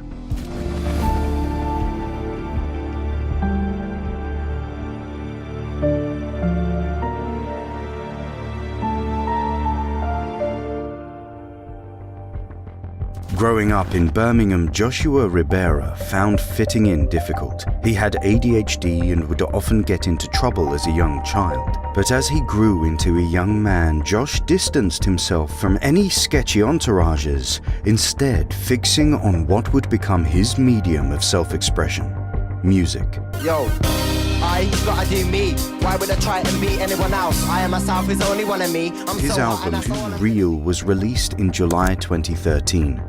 In just a short amount of time, 18-year-old Rivera had climbed to the top of iTunes hip-hop chart. But in spite of being a rising star of the grime genre, Rivera was an openly sensitive artist. He posted photos with his grandmother, Linda, for his followers to see, and his most listened track to this day is a song called One Love. One love to the man in my circle, we're gonna make it, yeah, that's for certain. One love to the haters pushing me to pick up the mic and keep making. Rivera's openness and affection was comforting and inspirational to his fans. But what many did not know is that it had come from a place of pain. In 2009, Joshua's father, Anselm Ribera, was convicted of murder. On the 9th of January 2009, Ribera and 2 other men armed with a handgun and a sledgehammer burst into a post office with the intent to rob it. The office was located in the quaint village of Fairfield, Worcestershire, and was precisely the sort of place an armed robbery would have been nothing short of unexpected. Kenneth and Judy Hodson Walker were inside the post office when the attack happened. Their son, 29-year-old Craig, ran down from their flat in an attempt to defend them from the robbers. Armed with a cricket bat, the young man had no idea what he was up against. Unwilling to take any damage, 34-year-old Ribera shot Hodson Walker at point-blank range. But Ribera was actually supposed to have been imprisoned long before this incident. Ribera's details were circulated on the police national computer in September 2008 after his DNA was matched to evidence recovered from 2 post office robberies a few miles apart. The 2 previous robberies had taken place in March and May 2008. Ribera therefore already has a reputation, but it took the death of a 29-year-old innocent for him to be detained. Ribera was sentenced to 21 years for attempted robbery, another 21 years for possession of a firearm with intent to endanger life, and 34 years for attempted murder. The other 2 men involved in the attack were given similar sentences. Ribera left behind Josh, his teenage son, after taking away the life of another young man, shooting him in the heart. Ribera would be struck with a very harsh truth only 4 years later, that history is bound to repeat itself, this time at the expense of his own child. Alison Cope, Joshua Ribera's mother, recalls the lifelong impact that his father's actions had on him. When I said the word murder, Josh just demolished the front room. He smashed everything up. He was crying. He was angry. His dad was the scum of the earth, as was quoted in a newspaper. His dad was a murderer. His dad had destroyed a young man's life. The police were stopping and searching him and saying things like, "Where's your dad, Josh?" And then he would erupt.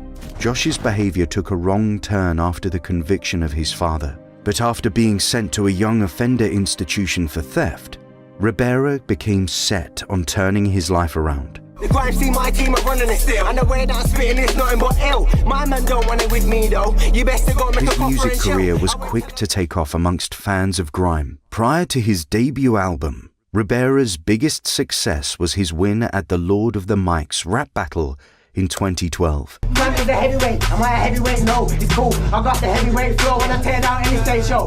But the star's life, known under the stage name Depsman, would be tragically cut short only a few months after the release of his first album. This is his story. On the 20th of September 2013, Ribera headed over to TC's club in the Selly Oak area of Birmingham. The rapper was attending a fundraiser event for Kyle Sheehan, a former friend who had been fatally stabbed at the age of 16. Sheehan's death had taken place exactly a year before, on the 21st of September 2012. The aim of the fundraiser was for a headstone to be placed on Sheehan's grave. Sheehan was walking back from playing football when he was stabbed in the leg in Bartley Green Park. He would later pass away as a result of the 28th of September. He went through such a lot from Friday. As you know, his leg was amputated, his kidneys failed, his liver's failed. He just, bless him, went through so much. Somebody needs to come forward and let us know, because we're in limbo now. We can do nothing until somebody, Carl had lots and lots of friends, and somebody needs to speak to the police and just, don't let him die in vain. We need justice for what happened to him. He was 16. To this day, the 16-year-old's killer is yet to be identified. We haven't got sufficient evidence to charge anybody with murder, and that's why we need people to come forward. There were 20 to 30 people fighting, and as you would probably assume, we make a number of arrests around disorders of that sort of incidents. But we know there were people stood by Kyle and would have seen him being stabbed and would have seen who did it as well. We need them to be brave today and come forward to the police. While at the fundraiser, joined by a young woman, Ribera spots Armani Mitchell, also known under the moniker Switch. They walk past each other. As Ribera walks away, Mitchell turns around and follows Ribera. A confrontation ensues, but Ribera walks away, unwilling to give in to Mitchell's taunts. As the two men pass each other again, Mitchell once again turns around and follows Ribera outside. This time a larger altercation takes place. The woman Ribera is with turns out to be Rudy Lee, Mitchell's ex, and the mother of his 20-month-old child. Ribera ends up punching Mitchell. In a fit of jealousy, Mitchell threatens to wet Ribera, meaning that he would stab him. But Ribera turns around and walks back into the club. Eventually, Mitchell is thrown out of the venue, but he returns wearing a different set of clothes. This time, he is also bearing a hunting knife. As Ribera leaves the club, Mitchell, along with another man, can be seen following him. In a final confrontation, Mitchell swings at Ribera, stabbing him through the heart. Then he flees the scene. Hanging on to his life, Ribera walks back into the club, using his t-shirt to relieve his bleeding heart before collapsing. A woman at the scene performs CPR on him before paramedics arrive. In his final moment of consciousness, Ribera whispers to the name, Switch, to the paramedics. Surgeons performed open-heart surgery on Ribera for 6 hours, replacing all of his blood. The young star suffered 5 cardiac arrests on the operating table before finally passing away. I can't remember the drive home. I just remember coming in here and it being left how it was when I left the previous evening. Josh's bedroom door was open, trainers, aftershave, as he'd left it, and then I just sat on the kitchen floor. I don't know why, but cold surfaces kind of kept me alert. So in the hospital I sat on the floor. At home I came and sat on the kitchen floor on the tiles, and then I just screamed and screamed and screamed. Is this video answering your questions? Want to know more? Make sure you check out our other videos for more true crime stories like this one. Shortly before 11 p.m. on the 20th of September, local police received a report of a stabbing having taken place at TC's club. It is around 11:45 p.m. on that same night that 18-year-old Armani Mitchell turns himself in at a police station in Dudley. His accomplice, a 19-year-old from Edgbaston, is also arrested after turning himself into Bloxwich Police Station the following day. He is later released. As soon as Debsman's death was made public, online tributes from fellow artists and fans alike started pouring in. I can't actually describe it. He's not gone to me. Like, as you can see, he's not gone anywhere. When it's somebody this young, it pulls people up short, and therefore people are much more, I think, confused, possibly angry, and maybe even full of a bit of despair. And therefore that makes it a much more raw occasion for people. Many of his songs were reposted online in the outpour of grief, including his tribute to Kyle Sheehan, the friend whose memorial Ribera had attended on September 20th. The news of the stabbing shocked the club's local community. One local resident was quoted the next day after Debsman's death. "I can't believe it would happen around here. This is a student area, not a bad area. There's no one around at the moment because of the holidays, so I have no idea who would be around. It makes you worried to be out in this part of Birmingham at night." Although Mitchell, the police's primary suspect, remained in custody, he denied murder. There was a huge lack of information regarding what had actually happened that night. To this day, there are still parts law enforcement believe to be missing from the timeline. In November 2013, police released images of 10 witnesses that they wanted to speak to in connection with Ribera's death. The motive for the stabbing was still unclear, and there was a possibility it might have been linked to organized crime. Joshua's mum, Alison Cope appealed directly to those in the images to come forward. She said, "I would like to personally ask all the people shown in the images today to spend a moment imagining someone had killed you, broke your mother's heart and the hearts of your family and friends. Would you want people to come forward for you and for your mother? Yes, you would. Don't be seen as the person who didn't help put the pieces together in this investigation. You might feel the information you have isn't important, but it is. And I need you to help me. So please contact the police." A motive for the crime, however, did soon come to light, and it shocked all those grieving the unfortunate Ribera. The woman Ribera was seen with by Mitchell, Rudy Lee, was the killer's ex, as well as the mother of his child. The couple regularly argues over custody and access to the child. On the night of the stabbing, Mitchell saw Rudy Lee at the bar and confronted her over why she is not at home looking after their child. She said he held up his hand and told her she had 5 minutes to leave, or he would beat her up. She says she told him to shut up and walked away. Later that same evening, she was seen with Ribera.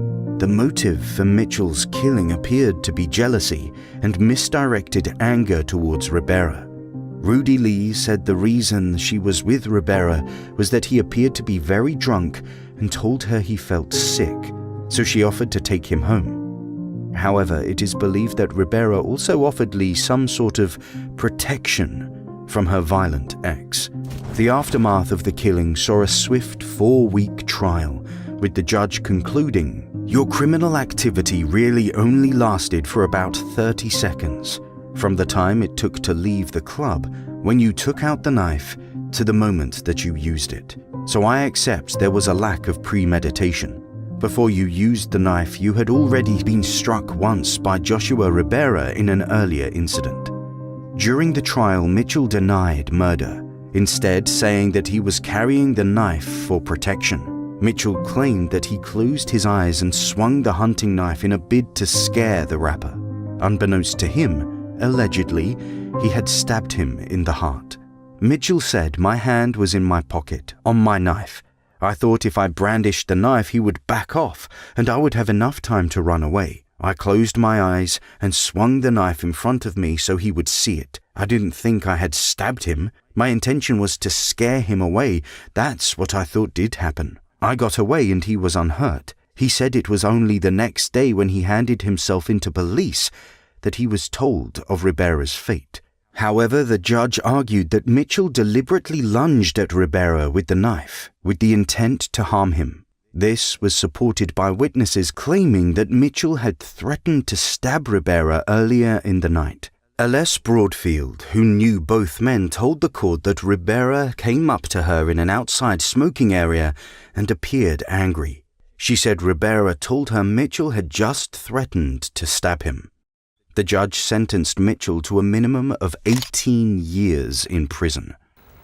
Tension spilled over into arrests at this murder trial. The victim, Joshua Ribera, was a rising music star. His fans angered and distraught at his violent death.